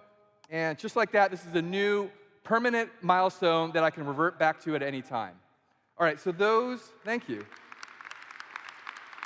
Those are some of the basics of design systems. Now let's actually start using those assets here in this project where I'm working this morning. What I want to do is get those assets here into my document. So under Share with You, here's the name of that document, Base Design System. Double-click on it. And just like that, XD is going to grab all those assets and it's dropped them right here into the Assets panel. If I want to see just what's in that system, filter by the name. And that's, I've got a shorter list. And now I can start using some of these elements right here on Canvas. So the team has been working to design a bunch of widgets that I want to use. And this first one here is a login widget. I don't know why I can't move this stuff. Sorry. My mouse is not working again this year. Oh, wait, there we go. Can I get a different mouse or switch, please? Guys, this is just a ploy to solicit your sympathy. So while we're doing this, if you can just feel bad for me for a moment. OK, so here we are in this document. So what I'm going to do is move over here. I'm sorry, this trackpad is not working for me.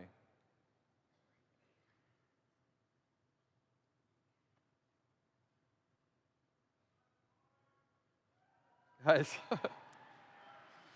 Yes.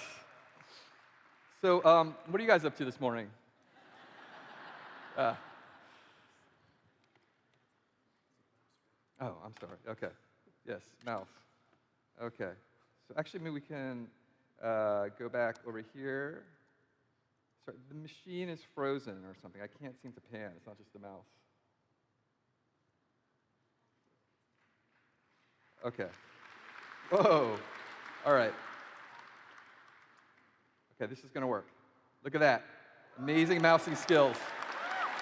Amazing mousing skills. OK.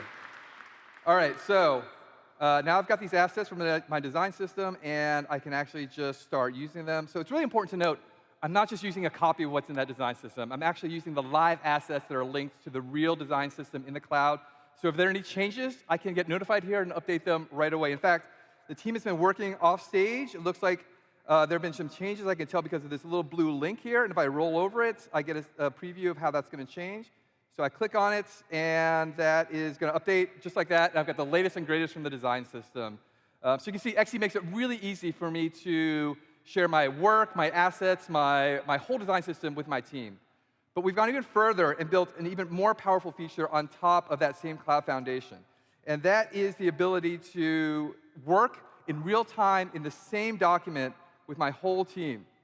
We call this feature co-editing, and it's amazing. This is like Google Docs for design, but with all the richness and robustness of a desktop app. And in fact, I've invited my whole team to start working here. You can see these artboards coming online now. Everybody's color-coded, so I can see who's working on what. This is so transformative for the design process because now we can see what everybody's working on at any one time. In fact, this is the way that the team at Adobe is working more and more every day. We love the transparency, the immediacy, and the richness and robustness and speed of a true desktop app. Nobody else can provide that. All right, so those are just a few of the enhancements we've made recently to the speed of design in XD, tools for collaborating on teams of designers, and also just some amazing enhancements overall. So if you haven't tried XD yet, go out, download it now. It's more powerful than ever. And if you have tried XD, you've got some amazing new features to start playing with. Download it and make something awesome today. Thanks very much for your forbearance. Take care. So thank you, Coy. Thank you, Jamie. Of course, what you just saw are only a few of the innovations the XD team has introduced over the year. And there's just a lot of noise in the experience design space these days. I really admire the way the XD team has kept their heads down and focused on shipping great new features every month. And there's so much more to come. Another big development this year was the growth of the XD ecosystem, which has added hundreds of new plugins and integrations with partners like Microsoft, Jira, Slack, Zero Height, now at your fingertips in the all-new XD Plugin Manager, which you should also check out. And a quick shout out to hundreds of entrepreneurial partners that are now extending the XD ecosystem with really cool new plugins. That's also great to see. XD is being adopted by big organizations these days, as big as Microsoft, WPP, and Infosys, as well as many new startups and design teams all around the world. And we're excited to partner with IBM to help companies build their own design systems. So look out for information on that as well. So switching gears again, is it OK if I give you all a quick quiz? Anyone going to play along with this? Will you? All right, good. I'm going to say a line from a movie, and then you tell me which franchise it's from. Ready? I need your clothes, your boots, and your motorcycle. There's some smart people out there. I'll give you another clue here.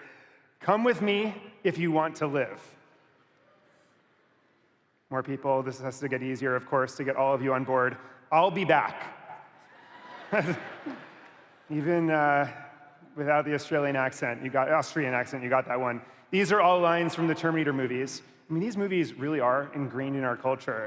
And it was exciting for us at Adobe that the filmmakers behind the newest installment, Terminator Dark Fate, which just opened, decided to lean heavily on Adobe tools to make this movie. So Premiere Pro was their primary editing tool. They used Photoshop and Illustrator to create templates, and then After Effects, Mixamo, and the newest addition to Adobe, the Substance suite of 3D creation tools for the visual effects. But our video applications aren't just for those with blockbuster budgets. No matter what kind of project you're working on, Jason Levine is here to show you how Premiere Pro and Premiere Rush are going to save you time and help you make some pretty magical effects as well. Take it away, Jason. All right. Thank you, Scott. Hello. All right, my friends. Well, the video team has been extremely hard at work over the last year, really optimizing the workflows that you rely on every day. So the 4 features that I'm going to share with you really speak to this idea of making you more productive, and I'm also going to share with you an incredible new way to deploy your content to any screen in any screen size and any aspect ratio with the help of a little Adobe Sensei magic.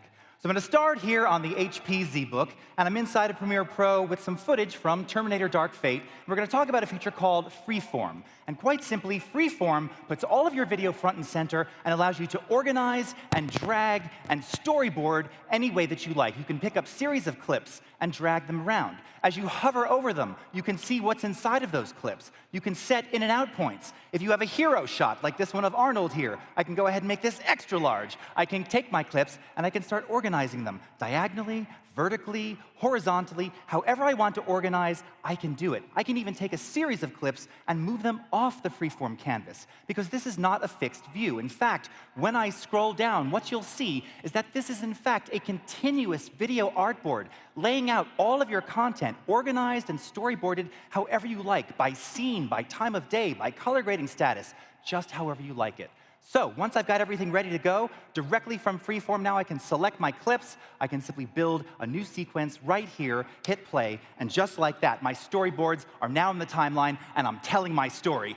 Freeform is storyboarding freedom! But what does that mean? I just made it up, I'm not entirely sure, but I love it. Now, designers. You are all very, very familiar with masking. You heard Terry and Emily talking about masking earlier. Well, of course, in video, we mask as well. The only difference is that we mask over time, right? We mask multiple frames. And in the case of a shot like this was captured on the Mavic Pro drone, 4K, shot in Bali. Love this. We have these beautiful boats in the foreground, but the one right here has a logo that we don't want. We need to obscure that logo. So if I go into my effects controls, you can see that I created a mask here, and it's an opacity mask. I'm going to turn this on, which will flip it black, and I'm going to hit track forward. Now the thing is, tracking in the previous version of Premiere for 3 seconds, 72 frames, would have taken about 40 to 60 seconds to process. But now, with the speed-enhanced masking and tracking engine, it happens in a fraction of the time. Whether you're working in 4K, yes! 6K, yes! 8K, yes! Now, of course, some of this speed could be attributed to the HP ZBook. Hashtag sponsored. But regardless of whatever machine you're on, you will feel that speed performance difference. Now let's cut to repurposing content. This is something that, regardless of whether you're a professional, whether you're just starting in video, you need to be aware of different screen sizes. If you're going to be sharing your content to social networks, you've got to think about widescreen, square, vertical, and everything in between. So here we have this lovely video of our skier shot in 16:9, but I've created these little boundaries because if I wanted to deliver this exact clip to a vertical social network, as he moves through, you can see the problem is he's moving out of the center of the frame. So as the editor now, I've got to waste time coming in here and manually cropping and reframing and placing all that action in the center. Well, I'm very happy to tell you that today, you no longer have to do that, thanks to a new feature powered by Adobe Sensei called Auto Reframe. This incredible new, game-changing feature will automatically use Adobe Sensei's power to scan and analyze your clip. And it's not just looking at faces, it's looking at motion, it's looking at region of interest. It knows what you want to show. Let's go ahead and choose something like a vertical 16:9. You can, of course, customize this to any aspect ratio that you desire, and we're going to click Create. Sensei does its analysis, and just like that, it creates the vertical version for me, which I can now upload to any of my favorite social networks. Yes! Yes! But wait, you know, it is an AI engine after all.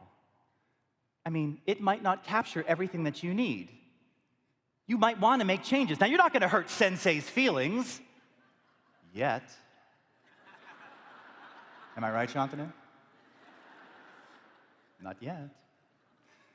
So if we go into the effects controls and I click on motion, first of all, you'll see that you have access to all of the keyframes that Sensei used to reframe your video.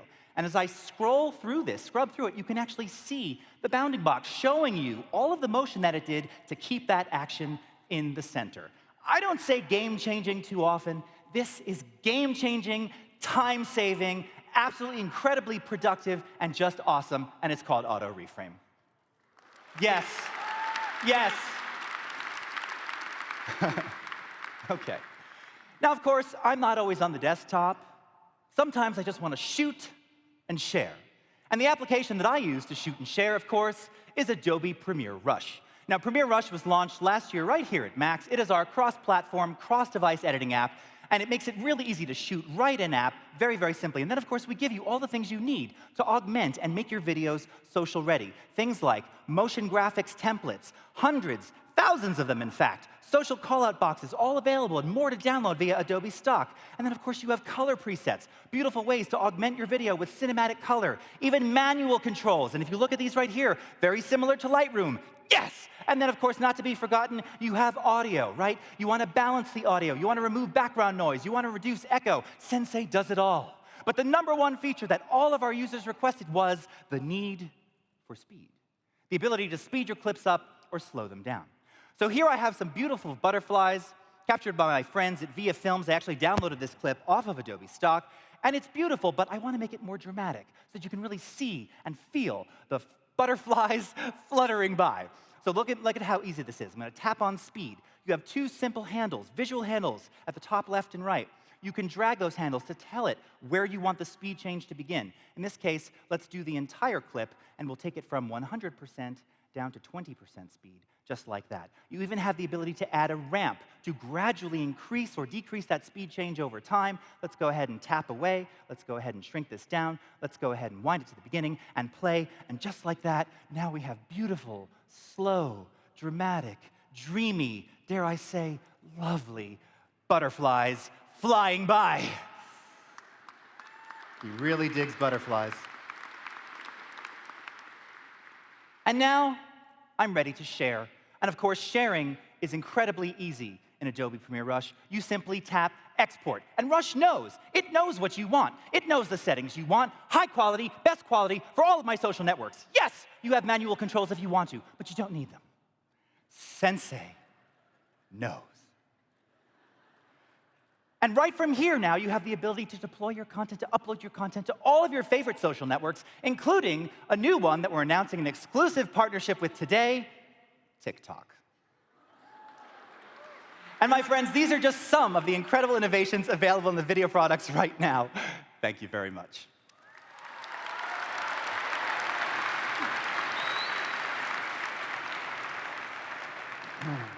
I'll have what he's having.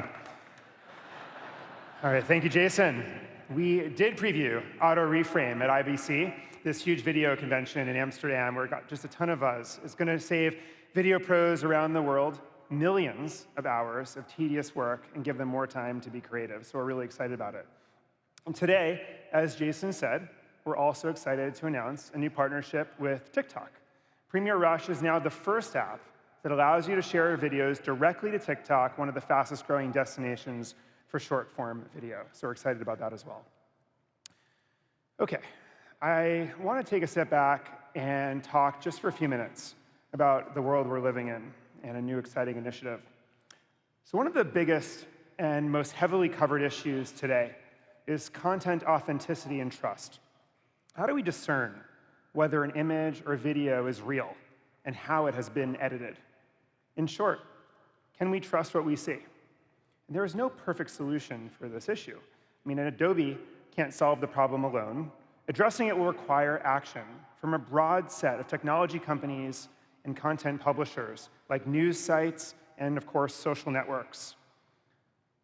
And of course, all of us. I mean, the viewers of this content have a responsibility as well. But today, we have an exciting announcement to share. In combination with Twitter and the New York Times, we're announcing the Content Authenticity Initiative. Together, we're developing an industry-wide standard to allow creators to put their mark on their work and have that attribution accompany that piece of content across different platforms, posts, and stories. Here's a sample of how a system might look in Photoshop. If you choose to opt in, the system can record what you do to a piece of work, what edits you make to an image, and what effects you apply. And then people who come across it on a website like Behance or another platform can easily view the information about who created it, where the image or video came from, and how it was edited. And that way, you have the information as a viewer to judge the trustworthiness of the content, and content creators can be assured of getting credit for their work. Of course, we know that not everyone will share attribution data, but we believe that a lot of creators will be happy to provide this information, and over time, consumers will come to expect content to come with attribution.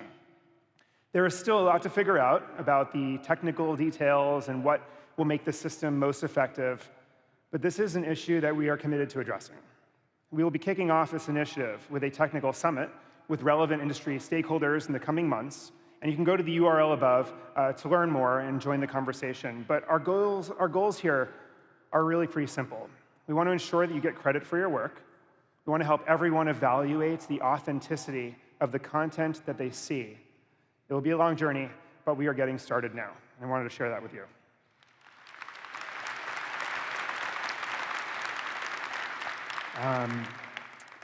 OK, so now we are going to jump into 3D and immersive media. We've seen that more and more creative professionals are producing work using 3D tools. These tools are great for creating immersive environments, but they're also valuable for traditional projects. I mean, many of you know that rendering a scene in a 3D tool is oftentimes cheaper and easier than assembling all of the elements for a traditional photo shoot or TV commercial. We're so convinced about the value of 3D today and in the future that we added the Substance team and suite of products to the Adobe family this year. We're going to see a quick video that shows the amazing things you can create in the Substance suite, and then I'll be joined by the leader of 3D and immersive development at Adobe and the founder of the Substance suite, Sebastian de Guy. Let's roll the video.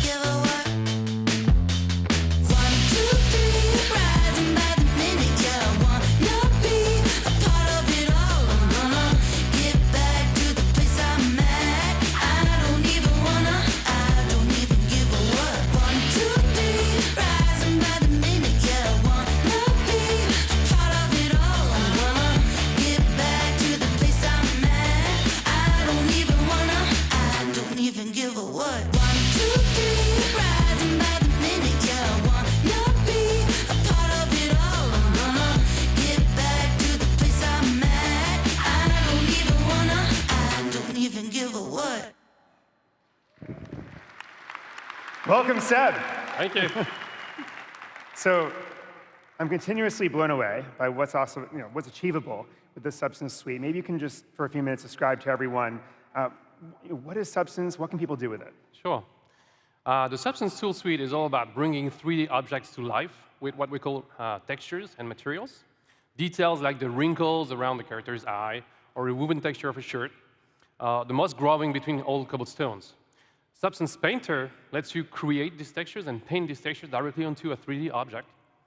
But you don't have to start from scratch. You can actually go to Substance Source and browse one of the thousands of 3D materials that we have created internally, and you can make them these materials your own material. You customize it in a very intuitive, very what you see is what you get way. You use sliders to adjust how much dirt there is on a road, or make a pattern more or less random, or adjust whether a wood floor is shiny and new or old and scratched. So maybe you can just give us a sense of what kinds of teams and companies are using Substance on a daily basis. Super proud of that. And most of the AAA game developers today use the Substance Suite. And our tools were used on games like Fortnite, Forza, Spider-Man, and all of the most popular games you find out today. It's used as well in visual effects and on movies like Blade Runner 2049, Ad Astra, or Terminator Dark Fate. Lately, we've seen the Substance tools actually picked up by industrial designers and companies like BMW, IKEA, Samsung, Louis Vuitton, or even NASA. So they use Substance to visualize exactly what a chair or a phone or a rocket part would look like actually before building it. Lately, also, we've seen architects pick up the tool more and more. They can essentially build a house virtually and let their clients walk through it and get the experience of living in it.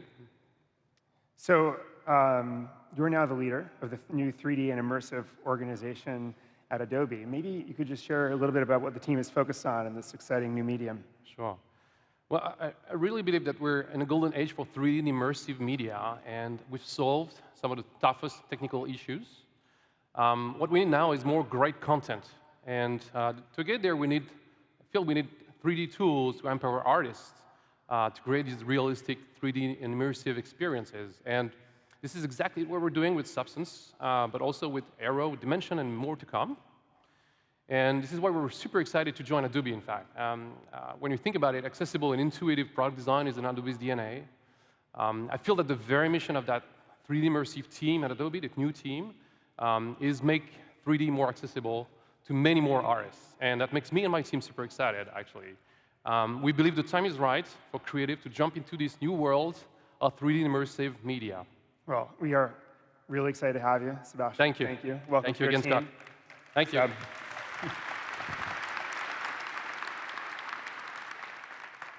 So that is a little bit about Substance. I would encourage you all to check out the Substance kind of setup in the 3D Village on the show floor. You can try the tools hands-on and see some awesome new integrations and features, including one with HP that lets you scan real-world textures and materials right into Substance. It's pretty cool. It's a great tool for creating complex, realistic 3D materials and textures. But then the next step is to bring those creations fully to life in an immersive, three-dimensional environment like augmented reality. AR bridges the physical and digital worlds and truly has the potential to be bigger than the web. I mean, after all, we only experience the web when we go to it, but we'll experience AR all around us every single day. Imagine a future in which every sign on every street is personalized just for you, where you never get lost because way markers and turn directions pop up right in front of you wherever you go, or where you can find out just how many calories that croissant has just by pointing at it.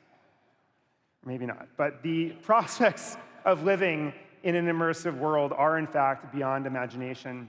And today, we're really excited to launch Adobe Aero, a key tool for bringing the world of augmented reality to life. Now, creation for AR is very new, so let's just take it step by step, like how this is actually going to work. So it all starts with acquiring an asset. These can be Photoshop files you make or get from someone else. They can be 3D objects from stock that you customize with your own textures and materials using Substance, or you can create your own assets using a 3D modeling tool. Once you have your assets, you're going to want to design an immersive experience. And this involves assigning behaviors, triggers, and actions to every object in a scene using Aero and the breakthrough technology that we call the Behavior Builder. Finally, you will want to distribute this immersive experience that you've designed, whether it be to a game, it could be via a link to a friend, or to some augmented reality platform that may not even exist yet. But before we see Adobe Aero in action, here's a quick video about what life in augmented reality might be like. Let's roll the video.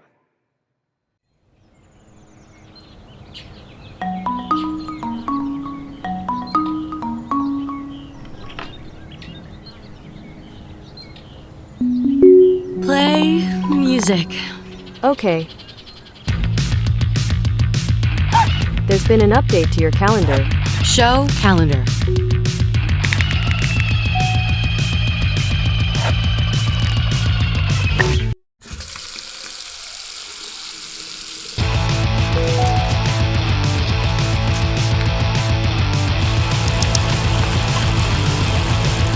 There's an accident ahead.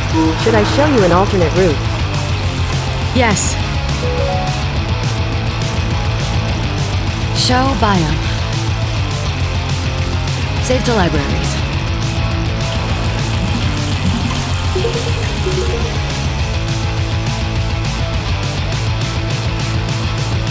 Oh, hey, Jordan. Hey, Rory. Yeah.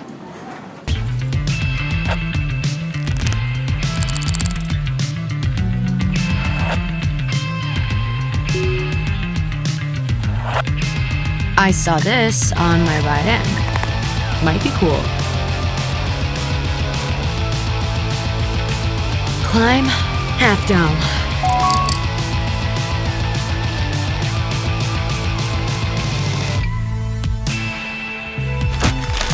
It seems that you're making lasagna. Should I turn on the oven? Yes, preheat oven to 400.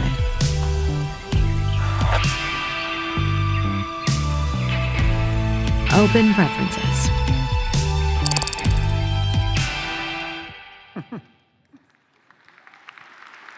So this just gives you a taste of the sort of immersive experiences that might change our everyday lives. Now I'm excited to welcome Chantel Benson, who will show you how to create AR experiences in the brand new Adobe era. Chantel. Thank you, Scott. Hello, Adobe Max. It's great to be here. I am honored to be here to show you Adobe Aero. Aero is an app for designers to create and share augmented reality experiences that are interactive and immersive.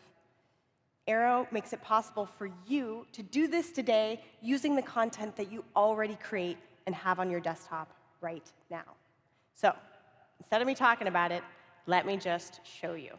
We're going to jump right in and create an experience together from scratch in Aero. Now, the first vital step in creating an AR is actually getting a scan of the world around you. And we do this so that Aero can have a good picture of where we can reliably place the scene. So it guides me through this through visual cues like you can see before me. And once I'm done, now I can start creating. So it's really easy to bring in my own content into Aero. And we're going to start by bringing in the star of this educational experience that we are going to create. This is a scarlet macaw. And I'm just going to continue to add elements here, like this infographic sign that it's just a flat image I created in Photoshop. And finally, I have a Photoshop file. It is a layered file, and that's all ready to go. OK, so you'll notice that as I put this scene together, I'm just using normal, everyday gestures to kind of rotate and scale, place these objects in place. It's the same type of gestures I use with my smart device. So if you have a smartphone or an iPad, you can use Aero to put a scene together. Now, let's do something with this PSD back here. I brought this in, and when I put it to full scale, you'll notice that Aero knows that it has layers, and I can actually expand the space between the layers right here in Aero. And what's really exciting is that I'm creating for AR in AR, so I get a really wonderful understanding of what my viewer is actually going to look at when they view the experience. And I'm just going to dial back those layers a little bit. I've got full control here to kind of adjust things as I go and really play with it. All right, I'm going to scale that up, and then just a few more adjustments to these assets. I'm going to put them in the scene here, and great. OK, now everything's in place. I did that really quickly with just a few movements there, and now I've got this compelling, immersive scene of the rainforest. But let's take this to the next level. Let's actually add some interactivity. Now, what do I mean by that? Aero lets you be the director. You can set the when and the how your viewer is going to engage with the scene content. So right now, this scarlet macaw is just going to sit there and look pretty. But I want him to actually fly around that rainforest scene. So I can do that by adding behaviors. And just as Scott was mentioning, I want the viewer to be able to touch that bird and have something happen, have the action happen. So we've got a lot of options to choose from here. I'm going to choose animate, and I can set that loop to be infinite. Now, I can play back just what that action and trigger sequence is going to do by just tapping this in the action panel. And I know that that's just going to have the bird's wings flap. That's not enough for me. I actually want to see this bird flying around the scene. And to do that, I'm going to actually add a few more behaviors here. And I can start to layer them on top of each other so that they start to play in parallel. I can get really rich with this. Now, I'm going to add the animate action and then do something really special with it. Instead of just playing an animation, I'm now going to become the choreographer of this scene. And when the countdown goes, I can actually draw that path of motion through the scene, and it's going to be beautiful. All right, I get that visual feedback of where that path is going to take the bird. Now let's see what that looks like when it comes all together. So, over in preview mode, this is a direct simulation of how a viewer of this experience is going to engage with this on their own device. They see this beautiful scene. They understand that they can actually walk into it, get that nice parallax effect, and then they can touch the bird and have it fly through the scene. I think it's ready to share, don't you? All right. So Aero makes it very easy to share and publish directly from the app. You can either take a video from right here, you can share a link that can be sent to somebody and have them view it in Aero on their own device, or you can even share an exported file that can be put into another application. So if you want this experience about the scarlet macaw to be in an app about the ecology of the rainforest, you can do that with Aero. OK, so let's just recap, because a lot just happened. I just created a whole new AR experience with my own content, including my own Photoshop files. I added interactive moments to draw in and engage the viewer of the experience. And I can publish the whole thing directly from the Aero app.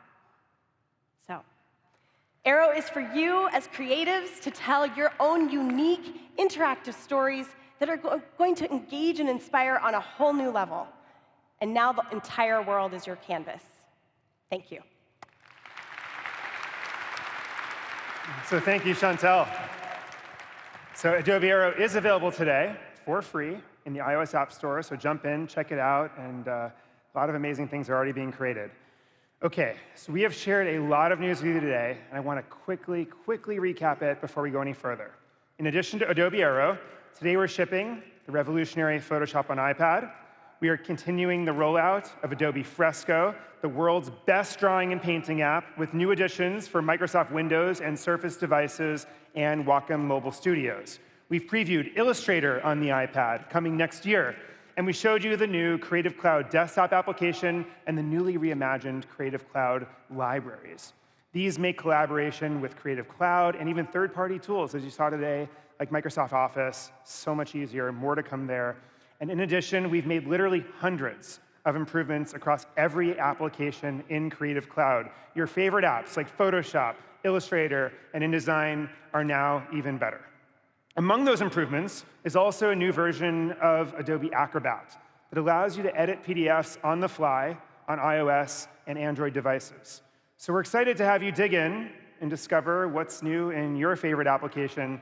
There is just a ton of amazing stuff in there. And that sums up what we're launching today.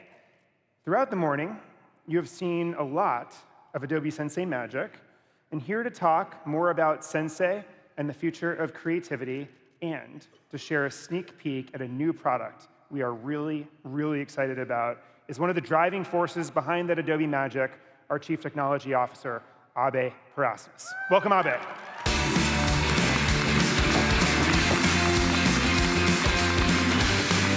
Thanks, Tom. It's great to be in LA. What a show. I think Nicole and team are absolutely world-class at putting this together. A round of applause for Nicole and Joe and team. So it's been a jam-packed morning, and I hope you're all excited about all the innovations we are bringing out to you today. But of course, we are not done yet. So let's talk about AI. You have seen hundreds of examples of our work with Adobe Sensei and how that's powering all the product innovations on stage today. It's foundational to everything we are doing. And when we started this journey with AI, we shared a deep belief that AI done right can in fact amplify human creativity, not replace it. We have been really hard at work executing on this vision with Adobe Sensei. Now, Sensei started with a focus on delivering AI-powered magic across all the tools that each of you use every day. But at the same time, we were also building a truly breakthrough Sensei platform, one that has become a true foundation of innovation for a lot of what we are delivering today and what will be coming tomorrow. And today, we are at an exciting point where the Sensei platform is evolving with a very deep focus on creative intelligence domains. Domains like imaging, design, video, documents, and immersive media. And this deep specialization on the creative process and the creative fabric is what makes Sensei extremely unique in the industry. With this platform in place, we are ready to push the limits even further. So let's start with imaging. Without a doubt, this is one of our most advanced AI domains with decades of experience with products like Photoshop and Lightroom. Whether it's content-aware fill, face-aware liquify, many masking and advanced selection tools that you saw today are all increasingly powered by imaging AI. And what's exciting is now we are starting to train Sensei to not just understand pixels and colors, but truly understand concepts of objects and compositions. Armed with this higher-level understanding, you can now find that one perfect asset in hundreds of millions thanks to AI.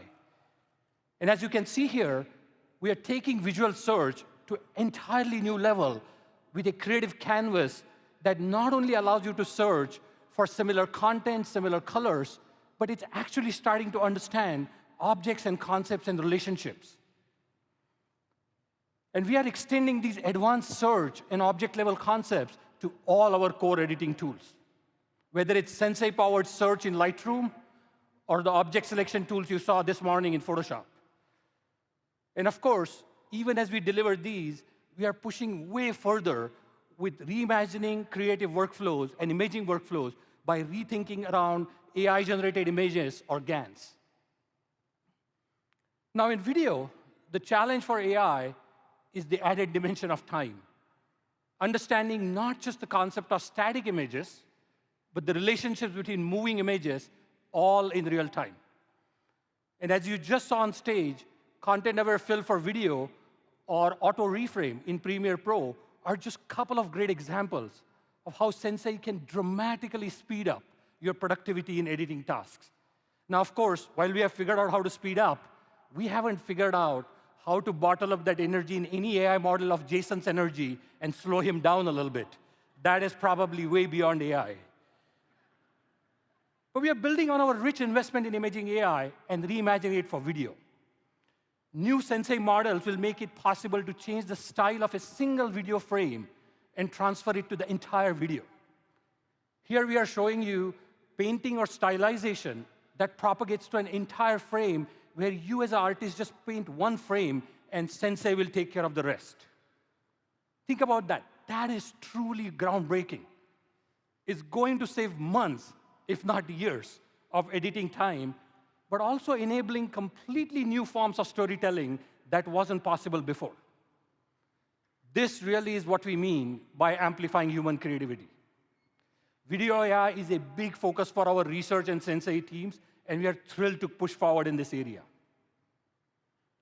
Lastly, immersive media is the next frontier. It's an incredible new medium for creative storytelling where the world around you becomes your canvas. And today, we are excited to put Aero 1.0 in your version 1 in your hands so we can begin this immersive journey. And as the physical and digital worlds blend, real-time AI is going to play a very pivotal role in this new medium. Now, with Aero, you can already animate 3D objects just by using a phone or tablet. But by adding Sensei intelligence, we are generating a whole new class of smart objects and characters that are entirely driven by AI. And simply by moving your device, you can control the live performance of a digital character all as it interacts in physical world around you. Think about that. And of course, we had to start with the most difficult one, but also the cutest one, a little puppy. And as we think about this, this is going to enable every one of you to create incredible new immersive experiences and do animations that were only possible with the help of massive 3D and CGI teams before. It's early days, but we are truly excited about disruptive potential of AI-driven immersive media.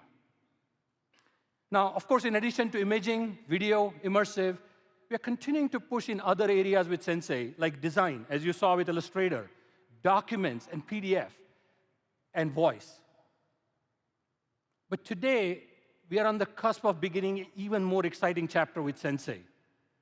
Imagining Sensei-first apps that can only be built with machine learning and AI. And I'm truly excited to be able to share with you a breakthrough Sensei-powered app that we have been working on for a while. And what better place to start with the one app that all of us use every single day, the camera on your smartphone. The smartphone camera has fundamentally changed how hundreds of millions of people create and share their stories. And while the industry has pushed really aggressively the limits of hardware, we think the software magic has been limited. That's all about to change today. We believe the world is ready for the next chapter where it's not just about more megapixels or more sensors, but how you can uniquely express your personality and creativity through the lens on your smartphone. So we asked ourselves a couple of simple but profound questions. What if we could bring the magic of Photoshop directly to your camera viewfinder? And what if we could bring the power of Sensei intelligence to the palm of your hand, seamlessly amplifying creativity directly at the moment of capture? Well, that's exactly what we've done. I'm super excited to announce Photoshop Camera, a Sensei-powered app that reimagines what's possible with smartphone photography. As you know, a lot of hard engineering work went into bringing Photoshop to the iPad. But of course, we didn't stop there. We went way further and decided to bring the power of Photoshop directly to the camera lens on your phone. With Photoshop Camera, you can capture, edit, and share stunning photos, natural or creative. It's a new AI-powered camera that can instantly recognize objects and compositions to make smart recommendations in real time. And of course, because it's Photoshop Camera, it's got to bring breathtaking Photoshop magic directly at the point of capture. This has never been done before. Lastly, we wanted to make sure that it unlocks the power of creative community, all of you, to experiment and build amazing and eye-popping lenses for this new camera. In other words, we are building the world's first software programmable camera. And of course, it's so easy and simple to use. Anyone can use it. To give you a taste of what this camera can do, I'm thrilled to welcome Veronica Belmont to the stage. Veronica. Thanks, Abeg. Hello. Photoshop Camera brings all the magic of Photoshop out into the real world and right into the palm of your hands on your mobile device. Now, at its core, it's a really great camera app. It has all the features and effects that you would expect from any modern-day photography app. The real advantage is the addition of your friend and mine, Adobe Sensei. Let's take a look at how it works. So right away, Sensei is figuring out that I am trying to take a selfie, not an awkward thing to do in front of 15,000 people. So let's see. I'm going to take a picture here. Beautiful. OK, let's open that up from the camera roll. And right away, Sensei is going to recommend some lenses that work great for this type of photography. So I'm going to click on the lenses and hop into Portrait. And oh, such a beautiful shot. And right away, we can see all that great depth of field that it's adding. I can scroll through these different options here, and it really makes a nice-looking photo.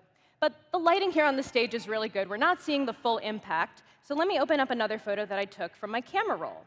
This one of the observatory. Now, right away, you see that huge difference? That's Sensei applying all that technology that we have baked into apps like Photoshop and Lightroom. It's adding auto-toning, it's fixing the brightness and contrast, basically making me look like a halfway decent photographer.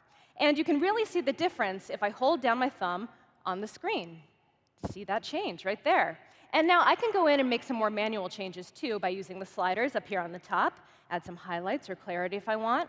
Or I can hop into Photoshop Express to make some additional changes. But let's get a little more artistic and open up analog. And you can just see, these are pretty great ways of just adding some creativity to your everyday photos. And now that's just a look at how Sensei makes this an incredibly powerful app for taking and editing photos in real time. But we're not just calling this Photoshop camera for nothing. Let's see some of that Photoshop magic at work. I'm going to open up this photo of my team on the Spark team at work. And we're going to jump into, oh, I think they might be here. We're going to jump into Spectrum. And right away, Sensei is figuring out what the subject of this photo is. It's making changes to the foreground and background. It's adding all these great effects. And we can take it one more step by jumping into pop art. And right away, I can manipulate this image just by grabbing the background and moving it around on the screen. I can scroll through these different options. This element can be enlarged here and changed. And I can really spend hours just playing around with these different options. What? Perfect. All right, but let's test this out in real time with a landscape image. I'm going to switch over to my forward-facing camera. And there we go. And we're going to test it out on the big screen in real time and see how it works. Can I get my background of the LA skyline? Any moment now. They're taking the picture in real time, potentially. All right, that's OK. Oh, hello, it's behind me. Why didn't you guys tell me that? All right, you were right there all along. OK, so we're going to snap a photo. Perfect, and I'm going to open it up from my camera roll. And notice how this is a beautiful daytime photo. We're going to change that real fast by using night shift. Just like that. So not only has Sensei changed the background, but notice how great the masking on these buildings is. And it's changing the whole color temperature of the photo, too. It's making it really feel like an immersive environment. Now, remember that scaling I did earlier? Let's make that super epic. Isn't that amazing? Let's make it a little more fantastical. I'm going to jump into comic skies. And just like that, you can see this incredible motion that we've added into this. You can scroll through and kind of put yourself into these immersive, fantastical worlds. And when I'm happy with my final project, I can share it out on social. To apps like Instagram, I can share it out on Spark, I can save it to my camera roll and share it other ways. And that's just a real fast look at how lenses really make this a fun and engaging piece of content that you can share anywhere. All right, now, here in the audience today, we have you, the creative community, and you're probably wondering how you can get involved. And I want to show you the Lens Library. This is a collection of curated content from all different sorts of artists, designers, animators, and this list is going to be updated all of the time. So for things like seasons or special events, like Max, for example. And you can jump in and learn more about each artist. But I'm here to tell you today that you, too, can create your very own lenses for Photoshop Camera. I'm going to show you how. So we saw a fantastic demo earlier today of Photoshop on the iPad. So I'm going to switch over to that and jump into a lens that I've been working on called Dreamcatcher. Now, right away, you see that this is a Photoshop document. It's a PSD. All of my layers are being represented over on the left-hand side, so I can go in and really manipulate them as I see fit. I'm going to hide this moon here. Actually, just hide it. We don't need to delete it. I'm going to open up another project that I've been working on, another file, rather, my Max moon. And just like that, I've made some quick and easy changes, not too crazy. I'm going to save that out and head back over to my phone, and we're going to test out that lens in real time. So I'm just going to open it from my files here, PS camera lenses. There's my product, OK. And we're going to go back to LA, which will probably show up behind me once again. There we go. And just like that, in real time, my lens working. And not only did I just open this up, but also it's treating this moon like an actual light source. How awesome is that? I'm just going to take a snapshot there. Yeah, right? All right. Now, just to recap, With Sensei, we've made this an incredibly powerful app that does all the heavy lifting for you. Lenses using Photoshop Magic are fun, beautiful, and really easy to use. And the community of creators out there can create their very own lenses so we can see the world through your eyes. Thank you so much.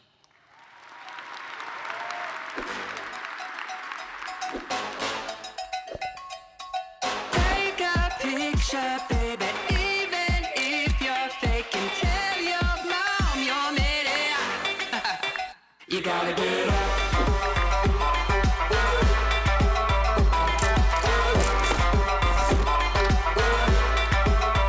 You gotta get up. You wanna live lavish, wallet full of that cabbage. A brand new crib every month. If that's what you want, you gotta get up. Take a picture, baby, even if you're faking. Tell your mom you're made it. You gotta get up.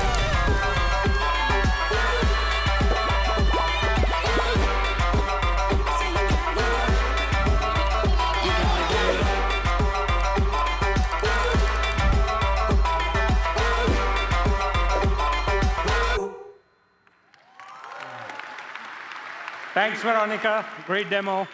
And that's a pretty cool video. Anne and team, as always, did a perfect job capturing the perfect vibe for this new app.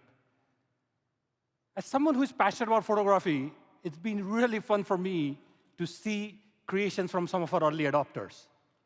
As you see these, it's clear that capture is truly the new creative. Now, we have also started to work with some artists and influencers to see how they can uniquely express themselves through this camera. One such artist is Billie Eilish, who we have collaborated with to create some limited edition lenses inspired by her music. And the best thing is she'll be on stage tomorrow talking to Anne. Now, we want to begin this journey with Photoshop Camera with all of you. So starting today, you can go to photoshopcamera.com to sign up for a limited preview of this app, but also sign up to submit your ideas for creating new lenses. The general availability will be in early 2020. At Adobe, we absolutely thrive in being at the intersection of deep science and the art of storytelling. And Photoshop Camera is a major moment for all of us as we, in our journey to truly democratize creativity for all. It's time to give smartphone camera some personality, and we are looking forward to all the amazing moments you capture with this app as you get your hands on it. Thanks, and have a great Max. Back to you, Scott.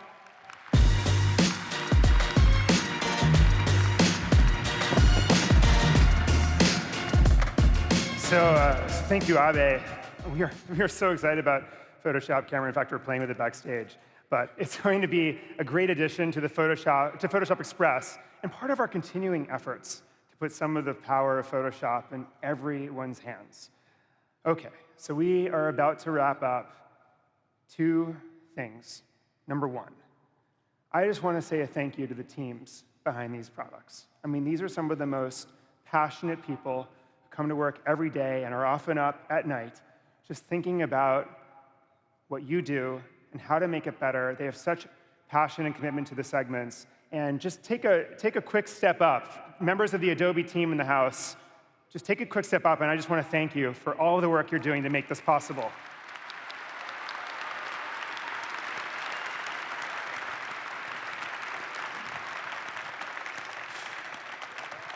These teams. And finally, before we go, just a few reminders. So join us for tomorrow morning's keynote, which will feature conversations with musicians Billie Eilish, the Foo Fighters, Dave Grohl will be here, and director M. Night Shyamalan will be here as well. So that's going to be amazing. The hilarious John Mulaney will be on hand for everyone's favorite part of Max, Sneaks, where you get a preview of upcoming innovations from deep within the labs. They are awesome, inspiring, and funny. And we look forward to seeing all of you at the Max Bash tomorrow night. It will be one not to miss. For all of you joining us online, we'll be live all week long on Adobe Live on Behance. Thank you all for coming, and enjoy the rest of Max. Thanks.